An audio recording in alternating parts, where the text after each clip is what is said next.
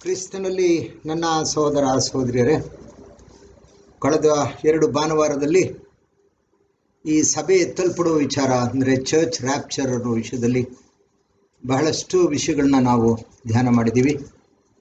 ಈ ದಿನ ಈ ಸಭೆಯು ಎತ್ತಲ್ಪಡುವ ವಿಚಾರ ಅಂದರೆ ಚರ್ಚ್ ರ್ಯಾಪ್ಚರ್ ಅನ್ನೋ ವಿಷಯವನ್ನು ಈ ದಿನ ಧ್ಯಾನ ಮಾಡಿ ಇದನ್ನು ಅಂತ್ಯಗೊಳಿಸೋಣ, ಪೂರ್ಣ ಮಾಡೋಣ. ಯಾಕಂದರೆ ಇದು ಒಂದು ಬಹಳ ಮುಖ್ಯವಾದ ಒಂದು ಪಾಠ ದೇವರ ಯೋಜನೆಯಲ್ಲಿ. ಈಗ the rapture of the church ಅಂದರೆ ನನ್ನ ಪ್ರಕಾರ it is one of the most compelling and exciting prophetic events ಅಂತ ಹೇಳೋದು. ಅಂದರೆ ದೇವರ ಯೋಜನೆಯಲ್ಲಿ ಇದು ಬಹು ನಿರ್ಬಂಧ ಮತ್ತು ಉದ್ವೇಗಕಾರಕವಾದ ಒಂದು ಪ್ರವಾದನ ಭವಿಷ್ಯ ಸೂಚಕ ಘಟನೆ. ಯಾವ ಥರ ಸಭೆ ಎತ್ತಲ್ಪಡ್ತದೆ ಅಂತಕ್ಕಂಥದ್ದು ಕಳೆದ ಬಾರಿನೂ ನಾನು ಹೇಳಿದ್ದೆ. ಇದನ್ನು ಯಾರು ಧ್ಯಾನ ಮಾಡ್ತಾ ಇಲ್ಲ, ಸರಿಯಾಗಿ ಗಮನಿಸಿ. ಈಗ ನಾವು ಪೀಠಿಕೆಗಳು ಮತ್ತು ಇದರ ಹಿನ್ನೆಲೆ ಇಲ್ಲಿವರೆಗೆ ಕೊಟ್ಟಿದ್ದು ಸಾಕು. ನಾವು ಡೈರೆಕ್ಟಾಗಿ ಆ ಒಂದು ವಿಷಯಕ್ಕೆ ಬಂದ್ಬಿಡೋಣ. ಅಂದರೆ ದೇವರ ಯೋಜನೆಯಲ್ಲಿ ಕಳೆದ ಬಾರಿ ಹೇಳಿದ ರೀತಿಯಲ್ಲಿ ಈಗ ಸನಿಹದಲ್ಲಿ, ಅಂದರೆ ಇಂಪೆಂಡಿಂಗ್ ಅಂತೀವಿ, ಇಮಿನೆನ್ಸ್ ಅಂದರೆ ತಕ್ಷಣದಲ್ಲಿ ನಮ್ಮ ಈ ಜೀವಿತ ಕಾಲದಲ್ಲಿಯೇ ಸಂಭವಿಸುವ ಒಂದು ಘಟನೆ ಏನಪ್ಪ ಅಂತ ಹೇಳಿದ್ರೆ ಅದು ರ್ಯಾಪ್ಚರ್ ಅಂತಕ್ಕಂಥದ್ದು. ಅದು ನಮಗೆ ಸರಿಯಾಗಿ ತಿಳಿಸಿದ ಒಬ್ಬ ಆಥರ್ ಯಾರು ಅಂದರೆ ಬರವಣಿಗೆಗಾರರು ಯಾರು ಅಂದರೆ ಭಕ್ತನಾದ ಪೌಲ, ಅಪೊಸ್ತಲನಾದ ಪೌಲ. 1ನೇ ಥೆಸಲೋನಿಕ 4:15, 16, 17, 18 ಹೋದ. ಯಾಕಂದರೆ ಅದು ಮುಕ್ತಾಯ ಮಾಡಬೇಕಿದ್ದೀನ. ಅದು ಬಹಳ ಮುಖ್ಯವಾದ ಒಂದು ವಿಷಯ ಮತ್ತು ಒಂದು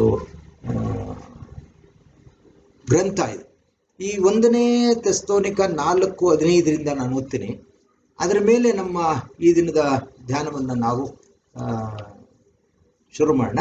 ಅದು ಹೇಗೆ ಅಂದರೆ, ನಾವು ಕರ್ತನ ಮಾತಿನ ಆಧಾರದಿಂದ ನಿಮಗೆ ಹೇಳುವುದೇನೆಂದರೆ ಅಂತ ಕಮೆಂಟ್ಸ್ ಮಾಡ್ತಾರೆ. ಹಾಗಾದರೆ ಕರ್ತನ ಮಾತಿನ ಆಧಾರ ಅಂದರೆ ಭಕ್ತನಾದ ಪೌಲ ಹೇಳೋದು, ಇದು ನಂದಲ್ಲ, ನನ್ನ ಸ್ವಂತ ಅಭಿಪ್ರಾಯ ಅಥವಾ ಅನಿಸಿಕೆ ಅಲ್ಲ, ಇದು ನನಗೆ ಕ್ರಿಸ್ತನೇ ಕೊಟ್ಟಿರ್ತಕ್ಕಂಥ ಒಂದು ವಿಷಯ. ಇದು ನಿಮ್ಮ ಮುಂದೆ ನಾನು ಪ್ರಸ್ತಾಪ ಮಾಡ್ತಾ ಇದ್ದೀನಿ ಅಂತ ಹೇಗೆ ಕಮೆಂಟ್ಸ್ ಮಾಡ್ತಾರೆ ಅಂದರೆ, ಕರ್ತನ ಮಾತಿನ ಆಧಾರದಿಂದ ನಿಮಗೆ ತಿಳಿಸುವುದೇನೆಂದರೆ, ಕರ್ತನು ಪ್ರತ್ಯಕ್ಷನಾಗುವವರೆಗೂ ಜೀವದಿಂದುಳಿದಿರುವ ನಾವು ನಿದ್ದೆ ಹೋದವರಿಗಿಂತ ಮುಂದಾಗುವುದೇ ಇಲ್ಲ. ಅಲ್ಲಿಂದ ಮುಂದಕ್ಕೆ ನಾವು ಬಹಳ ಬಾರಿ ಓದಿದ್ದೀವಲ್ಲ, ಆತನು ಆಜ್ಞಾಘೋಷದೊಡನೆಯೋ, ಪ್ರಧಾನ ದೇವದೂತನ ಶಬ್ದದೊಡನೆಯೋ, ದೇವದೂತರ ತುತೂರಿಯ ಧ್ವನಿಯೊಡನೆಯೋ ಆಕಾಶದಿಂದ ಇಳಿದು ಬರುವನು. ಆಗ ಕ್ರಿಸ್ತನಲ್ಲಿ ಸತ್ತವರು ಮೊದಲು ಎದ್ದು ಬರುವರು.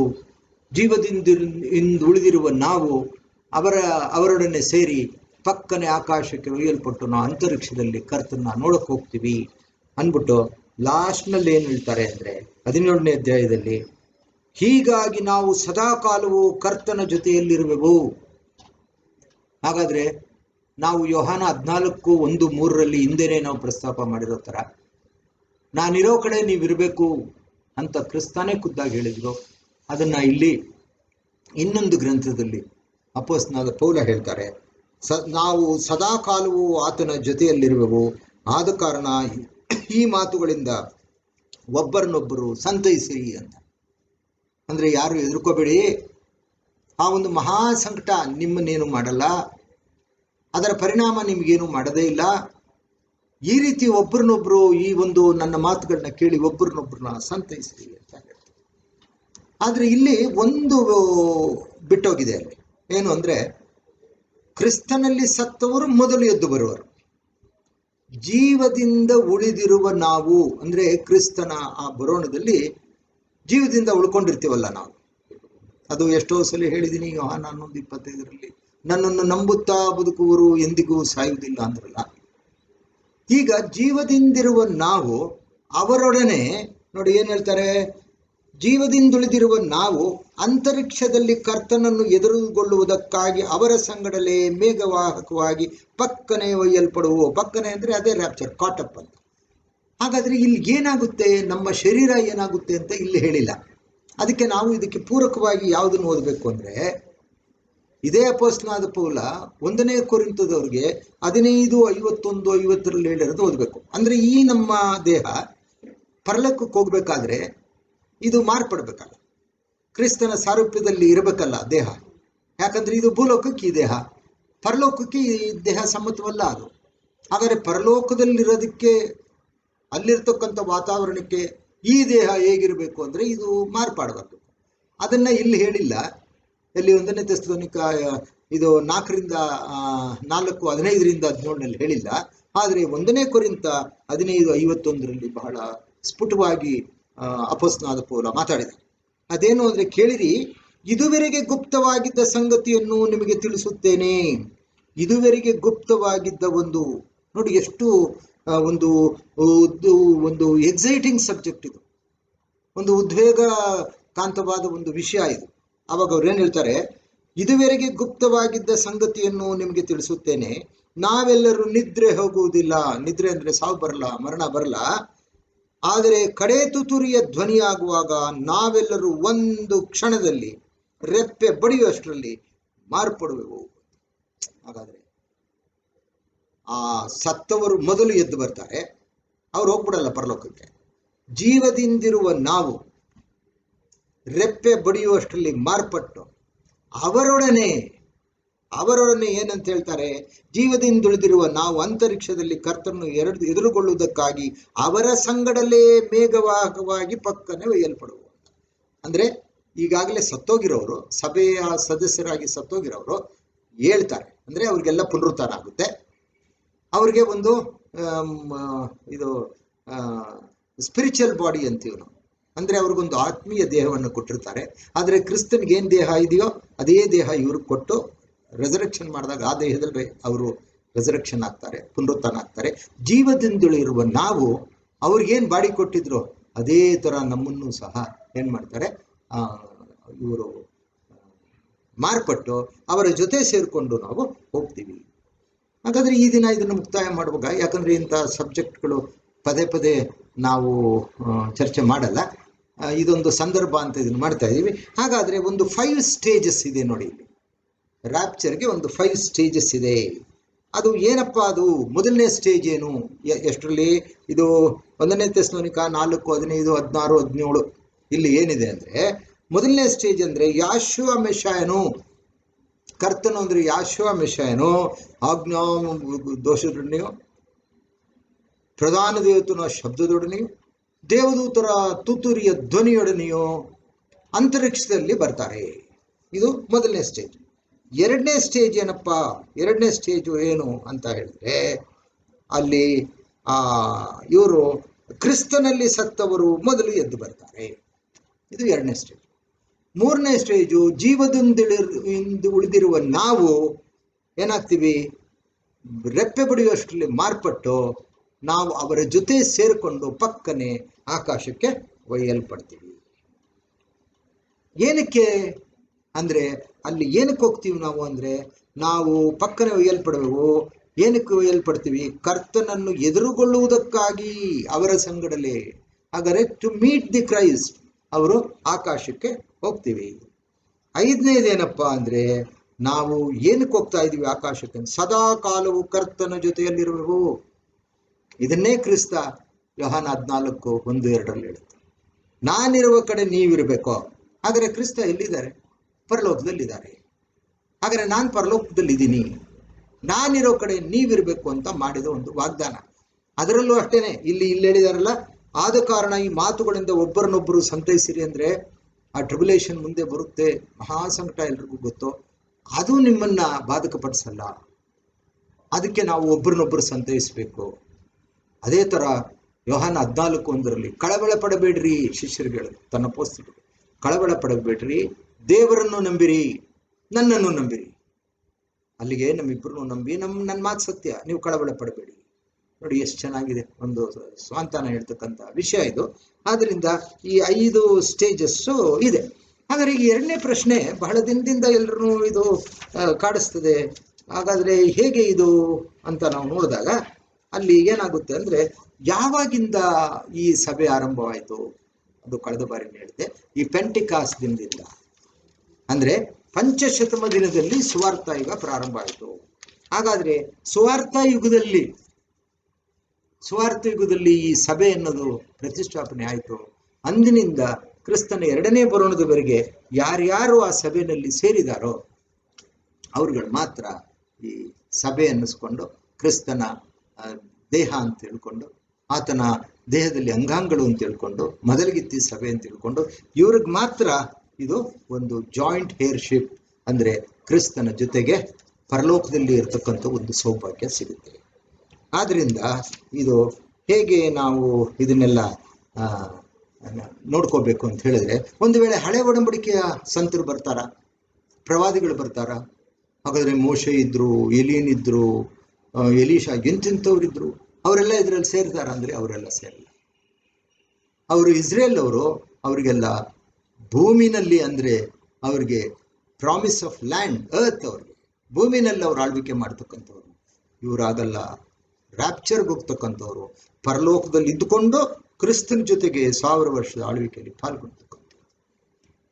ಆ ಕಾರಣದಿಂದಲೇ ಆ ತೀತ 2:13 ಒಂದು ಏನಂತ ಹೇಳಿದ್ರು, ಬ್ಲೆಸ್ಸೆಡ್ ಹೋಪ್ ಅಂತ ಹೇಳಿದ್ರು. ಹಾಗಾದ್ರೆ ಆ ಒಂದು ಬ್ಲೆಸ್ಸೆಡ್ ಹೋಪ್ ಅಂತಕ್ಕಂಥ ವಿಷಯವನ್ನ ನಾವು ಕಳೆದ ಬಾರಿ ನಾವು ಅದನ್ನ ಧ್ಯಾನ ಮಾಡಿದ್ದೀವಿ. ಹಾಗಾದ್ರೆ ಇನ್ನೊಂದನ್ನ ಸ್ವಲ್ಪ ನೋಡೋಣ. ಹಾಗಾದ್ರೆ ಆ ದಿನ ಇನ್ನೇನಾಗ್ತದೆ? ಆ ದಿನ ಇದು ಎಲ್ರಿಗೂ ಕುತೂಹಲ.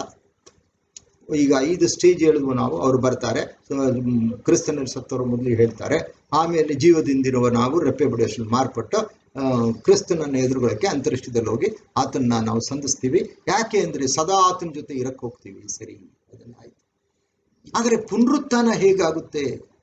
ಆ ಕ್ರಿಸ್ತನಲ್ಲಿ ಸತ್ತವ್ರಿಗೂ ಹೇಗಾಗುತ್ತೆ, ಅಲ್ಲಿಂದ ಜೀವದಿಂದಿರುವ ನಮಗೆ ಹೇಗಾಗುತ್ತೆ ಅನ್ನೋದು ಒಂದು ಕುತೂಹಲಕಾರಿ ವಿಷಯ. ಯಾಕಂದ್ರೆ ನಾವು ಕಳೆದ ಬಾರಿ ಬಹಳ ಈ ಪ್ರಶ್ನೆಗಳನ್ನ ಹಾಕೊಂಡಿದ್ವು. ಪುನರುತ್ಥಾನ ಆಗೋದು ದೇಹಕ್ಕ, ಆತ್ಮಕ ಅಂದಾಗ ಬಹಳ ಮಂದಿ ಆತ್ಮಕ್ಕೆ ಅಂತ ಹೇಳಿದ್ರು. ಇಲ್ಲ, ಆತ್ಮಕ್ಕೆ ಆಗಲ್ಲ, ಪುನರುತ್ಥಾನ ಆಗದೇ ದೇಹಕ್ಕೆ. ಅದು ಈಗ ಸಮಯ ಅಲ್ಲ. ಅಪೊಸ್ತಲನಾದ ಪೌಲ 1 ಕೊರಿಂಥ 15 ಒಂದು ಕಡೆಯಿಂದ ಹೇಳಿದ್ದಾರೆ ಪುನರುತ್ಥಾನ ಹೇಗಾಗುತ್ತೆ. ಆದ್ರೆ ಈಗ ಪುನರುತ್ಥಾನ ಆಗಬೇಕು ಅಂದ್ರೆ ನಮ್ಮ ಆತ್ಮಗಳು, ಅಂದ್ರೆ ನಮ್ಮ ಆತ್ಮ ಅಂದ್ರೆ ಆರಂಭದಲ್ಲಿ ಯಾವೇ ದೇವರು ಭೂಮಿಯನ್ನು ಆಕಾಶವನ್ನ ಸೃಷ್ಟಿ ಮಾಡಿ 6ನೇ ದಿನದಲ್ಲಿ ಮನುಷ್ಯನನ್ನು ಸೃಷ್ಟಿ ಮಾಡುವಾಗ ಮಣ್ಣಿನಿಂದ ಮಾಡಿ ಅವನ ಮೂಗಿನಲ್ಲಿ ತನ್ನ ಜೀವಶ್ವಾಸವನ್ನು ಊದಿದನು, ಮನುಷ್ಯನು ಬದುಕುವ ಆತ್ಮನಾದ. ಹಾಗಾದ್ರೆ ಆ ಆತ್ಮ ನಮ್ಮ ಮರಣದ ಸಂದರ್ಭದಲ್ಲಿ ದೇಹವನ್ನು ಬಿಟ್ಟು ಹೊರಟೋಗುತ್ತೆ. ಹಾಗಾದ್ರೆ ಈ ಸಭೆಯನ್ನು ಸೇರಿರ್ತಕ್ಕಂತಹ ಸದಸ್ಯರುಗಳ ಆತ್ಮ ಎಲ್ಲಿರುತ್ತೆ ಅಂದ್ರೆ ಅದು 3ನೇ ಆಕಾಶದಲ್ಲಿರ್ತದೆ, ಪರಲೋಕದಲ್ಲ. ಹಾಗಾದ್ರೆ ಈ 3ನೇ ಆಕಾಶ ಅನ್ನೋದು ಹೆಂಗ್ ಅರ್ಥ ಮಾಡ್ಕೊಳ್ಳೋದಂದ್ರೆ, ಈಗ ಸಮಯ ಇಲ್ಲ. 2 ಕೊರಿಂಥ 12 ಪೌಲನಿಗೆ ಒಂದು ಎಕ್ಸಾಂಪಲ್ ತೋರಿಸಿದ್ರು ದೇವರು. 14 ವರ್ಷಗಳಿಂದ ಒಬ್ಬ ಮನುಷ್ಯನ ನಾನು ಕಂಡನು, ಆತನು 3ನೇ ಆಕಾಶಕ್ಕೆ ಒಯ್ಯಲ್ಪಟ್ಟನು. ಹೌದು, ಪರದೈಸಿಗೆ ಒಯ್ಯಲ್ಪಟ್ಟನು. ಅಲ್ಲಿ ಹೇಳಲು ಶಕ್ಯವಾದ ವಿಷಯಗಳನ್ನು ಕಂಡನು. ಹೊಗಳಿಕೊಳ್ಳಕ್ಕೆ ಆಸ್ಪದವಿಲ್ಲದಿದ್ದರೂ ಇದು ಹೇಳಲೇಬೇಕು, ಹೇಳುವುದು ಅವಶ್ಯ. ಅಂದ್ರೆ ಸುಮ್ಮನೆ ಒಂದು ಸ್ಯಾಂಪಲ್ ತೋರಿಸಿದ್ರು. ಸತ್ತ ಮೇಲೆ ಆತ್ಮ ಎಲ್ಲೋಗುತ್ತೆ ಅಂದ್ರೆ, ಕ್ರಿಸ್ತನು ಹೇಳಿದ್ದಾರೆ ಯೋಹಾನ 12 ನನ್ನನ್ನು ಭೂಮಿಯಿಂದ ಮೇಲೆ ಕೆತ್ತಿದಾಗ ನಿಮ್ಮನ್ನು ಸಹ ನನ್ನ ಕಡೆಗೆ ಸೆಳ್ಕೊತೀನಿ. ಹಾಗಾದ್ರೆ ಆತ್ಮಗಳೆಲ್ಲುವ 3ನೇ ಆಕಾಶದಲ್ಲಿ ಕಾಯ್ತಾ ಇರ್ತವೆ. ಈ ಪುನರುತ್ಥಾನ ಆಗುವಾಗ ಸತ್ತವರು, ಕ್ರಿಸ್ತನಲ್ಲಿ ಸತ್ತವರು ಹೇಳ್ತಾರೆ, ಜೀವದಿಂದಿರುವ ನಾವು ರೆಪ್ಪೆ ಬಡಿಯುವಷ್ಟರಲ್ಲಿ ಮಾರ್ಪಡುವು. ಅಂದ್ರೆ ಆ ಆತ್ಮಗಳು 3ನೇ ಆಕಾಶದಲ್ಲಿರ್ತಕ್ಕಂಥ ಆತ್ಮಗಳು ಈ ಶರೀರದಲ್ಲಿ ಸೇರ್ಕೋಬೇಕೀಗ. ಹಾಗಾದ್ರೆ ಅದನ್ನು ಯಾರು ತರ್ತಾರೆ? ಅದು ಇಂಪಾರ್ಟೆಂಟು. 3ನೇ ಆಕಾಶ ನಮಗೆ ಸಿಗುತ್ತಾ ಕೈಗೆ? ಅದು ಇಲ್ಲ. 3ನೇ ಆಕಾಶದಲ್ಲಿ ಈ ಸಭೆಯಲ್ಲಿ ಸೇರಿರ್ತಕ್ಕಂಥ ಸದಸ್ಯರ ಆತ್ಮಗಳೆಲ್ಲ ಆ 3ನೇ ಆಕಾಶದಲ್ಲಿ ಇರ್ತವೆ. ಅದಕ್ಕೆ ಯಾರು ತರ್ತಾರೆ ಅನ್ನೋದನ್ನ ಸ್ವಲ್ಪ ಇನ್ ಬಿಟ್ವೀನ್ದಲ್ಲಿ ಓದಬೇಕು. ಈಗ 1ನೇ ಥೆಸಲೋನಿಕ 4:15 ಓದಿದ್ವು ನಾವು. ಈಗ 14 ಓದಬೇಕು. ಅದೇನು ಹೇಳುತ್ತೆ? ಯೇಸು ಸತ್ತು ಜೀವಿತನಾಗಿ ಎದ್ದನೆಂದು ನಾವು ನಂಬಿದ ಮೇಲೆ ಅದರಂತೆ ಯೇಸುವಿನಲ್ಲಿದ್ದುಕೊಂಡು ನಿದ್ರೆ ಹೋಗುವವರನ್ನೂ ಸಹ ದೇವರು ಆತನೊಡನೆ ಕರೆದುಕೊಂಡು ಬರುವನೆಂದು ನಂಬಬೇಕಲ್ಲವೇ? ಇದನ್ನ ಹಿಂಗೆ ಅರ್ಥ ಮಾಡ್ಕೊಳ್ಳೋದು? ಅದರಂತೆ ಯೇಸುವಿನಲ್ಲಿದ್ದುಕೊಂಡು ನಿದ್ದೆ ಹೋದವರನ್ನೂ ಸಹ ಅಂದ್ರೆ ಏನು? ಕ್ರಿಸ್ತನಲ್ಲಿ ಸತ್ತವರು ಅಂದ್ರು. ಹಾಗಾದ್ರೆ ಕ್ರಿಸ್ತನಲ್ಲಿದ್ದುಕೊಂಡು ನಿದ್ದೆ ಹೋಗುವವರನ್ನೂ ಸಹ ದೇವರು ಆತನೊಡನೆ ಕರೆದುಕೊಂಡು ಬರುವನೆಂದು ನಂಬಬೇಕಲ್ಲ. ಅದಕ್ಕೆ ದೇವರು ಯಾರು, ಕ್ರೈಸ್ಟ್ ಯಾರು, ದೇವರು ಯಾರು, ಕ್ರೈಸ್ಟ್ ಯಾರು, ಯಾರು ಯಾಶು ಯಾರು, ಎಷ್ಟು ನಾವು ತಿಳ್ಕೊಂಡಿದ್ದೀವಲ್ವಾ. ನಾವೇನಾದ್ರೂ ಇವರೇ ಅವರು, ಅವರೇ ಇವರು ಅನ್ನೋ ಸಭೆಯವರ, ಅಥವಾ ಮೂರು ದೇವರು ಟ್ರಿನಿಟಿ ಅನ್ನೋ ಸಭೆಯವರ? ಇಲ್ಲ, ಆ ಥರ ಇಲ್ಲ. ಇಲ್ಲೋ ಸತ್ಯವಿದ್ದಲ್ಲಿ ಅದು ಇಲ್ಲವೇ ಇಲ್ಲ. ದೇವರು ಬೇರೆ, ಕ್ರಿಸ್ತನು ಬೇರೆ. ಇಲ್ಲಿ ನೋಡಿ, ನಿದ್ದೆ ಹೋಗುವವರನ್ನೂ ಸಹ ದೇವರು ಆತನೊಡನೆ ಕರೆದುಕೊಂಡು ಬರುವನೆಂದು ನಂಬಬೇಕಲ್ಲವೇ. ಹಾಗಾದ್ರೆ ಈ ರ್ಯಾಪ್ಚರ್ಗೆ ಯಾರ್ಯಾರು ಸೆಲೆಕ್ಟ್ ಆಗಿರ್ತಾರೋ, ಯಾರ್ಯಾರು ಆಯ್ಕೆ ಆಗಿರ್ತಾರೋ, ಅವರ ಆತ್ಮಗಳು ಆ ಮೂರನೇ ಆಕಾಶದಲ್ಲಿರ್ತದೆ. ಒಂದ್ಸಲಿ ಪೌಲ ಅದೇ 14 ವರ್ಷಗಳ ಹಿಂದೆ ಒಬ್ಬ ಮನುಷ್ಯನ ನಾನು ಕಂಡೆನಂತ ಪಾಪ ತನ್ನನ್ನೇ ಅವ್ರು ಹೇಳ್ಕೊಳ್ಳೋದು ಈ ಸ್ಟೈಲ್ನಲ್ಲಿ ಹೇಳ್ತಾರೆ. ಹಾಗಾದ್ರೆ ಆ ಆತ್ಮಗಳನ್ನ ದೇವರು ಕ್ರಿಸ್ತನ್ ಜೊತೆಗೆ ತರ್ತಾರಂತೆ ಭೂಮಿಗೆ. ಈಗ ಎರಡನೇ ಪ್ರಶ್ನೆ ಏನಾಗುತ್ತೆ, ಹಾಗಾದ್ರೆ ಈ ಬಾಡಿ ಏನು? ಈ ಬಾಡಿ ಈಗ ಪಂಚಶತಮ ದಿನದಿಂದ ಇಲ್ಲಿಯವರೆಗೆ ಒಂದು 2000 ವರ್ಷ ಆಗೋಗಿದೆ. ಹಾಗಾದ್ರೆ 2000 ವರ್ಷದಿಂದ ಬಾಡಿಗಳು ಹಾಗೆ ಇರುತ್ತೆ ಅಂದ್ರೆ ಏನಾದರೂ ಆಗಿರಲಿ, ಅದು ಸುಟ್ಟು ಭಸ್ಮವಾಗಿ ಆ ಭಸ್ಮವನ್ನು ತೆಗೆದು ಸಮುದ್ರದಲ್ಲಿ ಎರಚಿಬಿಟ್ಟಿರಲಿ, ನೀರಿನಲ್ಲಿ ಸ್ಕ್ಯಾಟರ್ ಆಗ್ಬಿಟ್ಟಿರಲಿ, ಛಿದ್ರ ಆಗ್ಬಿಟ್ಟಿರಲಿ, ಹರಡ್ಕೊಂಡಿರಲಿ ಎಲ್ಲ. ಅದಕ್ಕೆ ಒಂದ್ಸಲ ಹೇಳಿದ್ದೆ, ಒಂದು ಜರ್ಮ್ ಥಿಯರಿ ಅಂತ ಇದೆ. ದೇವ್ರಂಗ್ ಮಾಡಿದ್ದಾರೆ. ಒಂದು ಸಲಿ ಸೃಷ್ಟಿಯಾದ ಆ ಮನುಷ್ಯನ ಆ ಒಂದು ಅಣು ಯಾವ ಮೂಲಲ್ಲಿರಲಿ, ನೀರಲ್ಲಿರಲಿ ಅಥವಾ ಮಣ್ಣಲ್ಲಿ ಬೆರೆತ್ಕೊಂಡಿರಲಿ, ಸಮುದ್ರದಲ್ಲಿ ಬಿದ್ದಿರಲಿ, ಅದಕ್ಕೆ ಬೇರೆ ದೇಹವನ್ನು ಕೊಟ್ಟು ಇಲ್ಲಿ ರ್ಯಾಪ್ಚರ್ಗೆ ಮಾತ್ರ ನಮ್ಮ ಚರ್ಚೆಯನ್ನ ನಾವು ನಿಗದಿಪಡಿಸ್ಕೋಣ. Let us confine our talk only with regard to the rapture members of the church. ಹಾಗಾದ್ರೆ ಆ ಆತ್ಮಗಳು ಬಂದು ಇವ್ರ ಜೊತೆ ಸೇರ್ಕೊಂಡು ಅದನ್ನು ತರೋ ಜವಾಬ್ದಾರಿ ಯಾರ್ದು? ದೇವರು ಕ್ರಿಸ್ತನ್ ಜೊತೆಗೆ ಅದನ್ನು ತರ್ತಾರೆ. ಇದನ್ನ ನಾವು ಇನ್ ಬಿಟ್ವೀನ್ದಲ್ಲಿ ಓದಿರಲ್ಲ, ಅದರಿಂದ ನಾನು ಇವತ್ತು ಓದಿಸ್ದೆ 1 ಥೆಸಲೋನಿಕ 4:14. ಹಾಗಾದ್ರೆ ಇವರು ರ್ಯಾಪ್ಚರ್ ಆಗ್ಬಿಡ್ತಾರೆ. ಹಾಗಾದ್ರೆ ರ್ಯಾಪ್ಚರ್ ಈಗ ಒಂದು ದಿನ ಇರುತ್ತೆ, ಅದು ಮುಂದೆ ಹೇಳ್ತೀನಿ. ಆವಾಗ ರ್ಯಾಪ್ಚರ್ ಆಗ್ಬಿಟ್ರೆ ಇನ್ನು ಮಿಕ್ಕಾದವರು ಯಾರು ಅಂದ್ರೆ, ಯಾರ್ಯಾರು ಈ ಸುವಾರ್ಥ ಯುಗದಲ್ಲಿ ಕ್ರಿಸ್ತನ ಮರಣ, ಕ್ರಿಸ್ತನು ಚೆಲ್ಲಿದ ರಕ್ತ ನನ್ನನ್ನು ರಕ್ಷಣೆ ಮಾಡುತ್ತೆ ಅಂತ ನಂಬಿ, ಕ್ರಿಸ್ತನೇ ನನ್ನ ವಿಮೋಚಕ ಒಡೆಯ ಅಂತ ನಂಬಿ, ಆ ಕ್ರಿಸ್ತನನ್ನೇ ಸತ್ತ ಕ್ರಿಸ್ತನಂದೇ ಸರ್ವಶಕ್ತ ದೇವರಾದ ಯಾವೇ ಎಬ್ಸಿದ್ರು ಅಂತ ಯಾರ್ಯಾರು ಡಿಕ್ಲೇರ್ ಮಾಡ್ಕೋತಾರೋ, ನಂಬ್ತಾರೋ, ಬಾಯಲ್ಲಿ ಅರಿಕೆ ಮಾಡ್ತಾರೋ, ಹೃದಯದಲ್ಲಿ ಒಪ್ಕೋತಾರೋ, ಅವರೆಲ್ಲರೂ ರ್ಯಾಪ್ಚರ್ಗೆ ಹೋಗ್ತಾರೆ. ಈ ಜ್ಞಾನ ಇಲ್ಲದೆ ಅಥವಾ ತಿಳ್ಕೊಂಡು ರಿಜೆಕ್ಟ್ ಮಾಡ್ತಾರಲ್ಲ, ಸಾಲ್ವೇಷನ್ ಅಂದ್ರೆ ರಕ್ಷಣೆನೇ ರಿಜೆಕ್ಟ್ ಮಾಡ್ತಾರೆ, ಅವರೆಲ್ಲ ಭೂಮಿಲೇ ಉಳ್ಕೊಂಡಿರ್ತಾರೆ. ಆದರೆ ಅವರು ಒಳ್ಳೆ ವಿಟ್ನೆಸ್ ಕೊಡ್ತಾರೆ. ಹೇಗೆ ನೋಡಿ, ಈ ಲೋಕದಲ್ಲಿ ನಾವೆಲ್ಲ ಇದೀವಿ, ಒಂದಿನ ಸೀಕ್ರೆಟ್ ಆಗಿ ರ್ಯಾಪ್ಚರ್ ಆಗ್ಬಿಡ್ತೀವಿ. ಇದು ಸೀಕ್ರೆಟ್, ಇದು ಅದೇ ಹೇಳ್ತೀನಿ ನಾನು, ಸೀಕ್ರೆಟ್ ಆಗಿ ರ್ಯಾಪ್ಚರ್ ಆಗ್ಬಿಡ್ತೀವಿ. ಹಾಗಾದ್ರೆ ಸೀಕ್ರೆಟ್ ಆಗಿ ರ್ಯಾಪ್ಚರ್ ಆಗೋದ್ರೆ ಬೆಳಿಗ್ಗೆ ಅವರು ಕಂಡುಬಿಟ್ಟು ನೋಡಿದ್ರೆ ಸುಮಾರು ಜನ ಮಿಸ್ಸಿಂಗ್ ಆಗಿರ್ತಾರೆ ಈ ಲೋಕದಲ್ಲಿ. ಎಷ್ಟು ಎಕ್ಸೈಟಿಂಗ್ ಸಬ್ಜೆಕ್ಟ್ ಅಲ್ವಾ? ಒಂದು ಉದ್ರೇಕಕಾರಕವಾದ ಒಂದು ವಿಷಯ, ಒಂದು ಬಹಳ ಇಂಟ್ರೆಸ್ಟಿಂಗ್ ವಿಷಯ, ಇದು ಬಹಳ ಸ್ವಾರಸ್ಯಕರವಾದ್ದು, ಅದ್ಭುತವಾದ ಒಂದು ವಿಷಯ. ಈ ಲೋಕದಲ್ಲಿ ಸುಮಾರು ಜನ ಮಿಸ್ಸಿಂಗ್ ಆಗ್ಬಿಟ್ಟಿದ್ದಾರೆ. ಅರೆ ಎಲ್ಲ ಇಷ್ಟೊಂದು ಜನ ಇದ್ರಲ್ಲ ಮಿಸ್ ಆಗೋದ್ರ, ಇವರು they will be the witness to this rapture. ಅವರು ಸಾಕ್ಷಿ ಕೊಡ್ತಾರೆ, ಹೌದು ಇಷ್ಟು ಜನ ಇದ್ರು ಈ ಭೂಲೋಕದಲ್ಲಿ, ಅವರಿಲ್ಲ, ಎಲ್ಲೋದ್ರು ನಮ್ಗೆ ಗೊತ್ತಿಲ್ಲ, ಅಂತೂ ಇಲ್ಲ, ನಾಪತ್ತೆ ಆಗೋದ್ರು, ಮಿಸ್ ಆಗೋದ್ರು, ಅದೃಶ್ಯವಾಗೋದ್ರು, ಎಲ್ಲಿದ್ದಾರೆ ಗೊತ್ತಿಲ್ಲ. ಸೊ ಇದು ಒಂದು ಬಹಳ ವಿಸ್ಮಯಕಾರಿಯಾದ ವಿಷಯ. ಅದಕ್ಕೋಸ್ಕರ ಸುಮಾರು ಮಿಲಿಯನ್ಸ್ ಇರ್ಬೋದು, ಲಕ್ಷಾಂತರ ಜನ ಇರ್ಬೋದು, ಸಭೆಗೆ ನಂಬರ್ ಇಲ್ವಲ್ಲ. ಅದು ಯಾರ್ಯಾರು ಹೇಳ್ತಾರಲ್ಲ 1,44,000, 1,44,000 ಸಭೆ ಅಂತೆ. ಯಾವಾಗಿಂದ ಅವರು ಸಭೆಗೆ ನಾವು ನಂಬರ್ ಮಾಡಿದ್ದಾರೆ? ಆ 1,44,000 ಪ್ರಕರಣಗಂತ ಇದರಲ್ಲಿ 7ರಲ್ಲಿ ಇರ್ತಕ್ಕಂಥದ್ದು. ಅವರು 12 ಗೋತ್ರದಿಂದ ಆರಿಸ್ಕೊಂಡ 12,000 ಎವ್ಯಾಂಜಲಿಸ್ಟ್. ಅವರು ಆಂಟಿ ಕ್ರೈಸ್ಟ್ ಪೀರಿಯಡ್ನಲ್ಲಿ, ಕ್ರೈಸ್ತ ವಿರೋಧಿಯ 7 ವರ್ಷದಲ್ಲಿ 2.5 ವರ್ಷ ಅವ್ರನ್ನ ಪೂರ್ತಿ ಸ್ವಾರ್ಥ ಈ ಲೋಕಕ್ಕೆ ಲಾಸ್ಟ್ನಲ್ಲಿ ಸಾರಬೇಕು, ಎಷ್ಟು ಜನ ರಕ್ಷಣೆ ಪಡ್ಕೊಳ್ಳೋಕೆ ಸಾಧ್ಯ ಪಡ್ಕೊಳ್ಳಿ ಅಂತಕ್ಕಂಥ ಉದ್ದೇಶದಿಂದ ಅವ್ರನ್ನ ಆರಿಸ್ಕೊಳ್ತಕ್ಕಂಥ ಇಸ್ರೇಲ್ಸ್ ಅವರು. ಇದು ಮತ್ತೆ 24 ಹೇಳ್ತಾರಲ್ಲ, ಪರಲೋಕ ರಾಜ್ಯದ ಸುವಾರ್ತೆಯು ಭೂಮಿಯ ಕಟ್ಟ ಕಡೆಯವರೆಗೆ ಸಾರಲ್ಪಡುವುದು, ಆಗ ಅಂತ್ಯವು ಬರುವುದು. ಆ 7 ವರ್ಷನೇ ಅಂತ್ಯದ 3ನೇ ಒಂದು ವರ್ಷದಲ್ಲಿ 1,44,000 ಎವಾಂಜಲೈಸ್ ಮಾಡ್ತಾರೆ. ಅವರೇನೆ ಮುಂದೆ 1000 ವರ್ಷದ ಆಳ್ವಿಕೆಯಲ್ಲಿ ಭೂಮಿನಲ್ಲಿ ಸಿಟಿಸನ್ಸ್ ಅಂದ್ರೆ ಒಂದು ಪ್ರಜೆಗಳಾಗಿ ಇರ್ತಾರೆ. ಇದು ಕ್ಲಿಯರ್ ಆಗಿದೆ.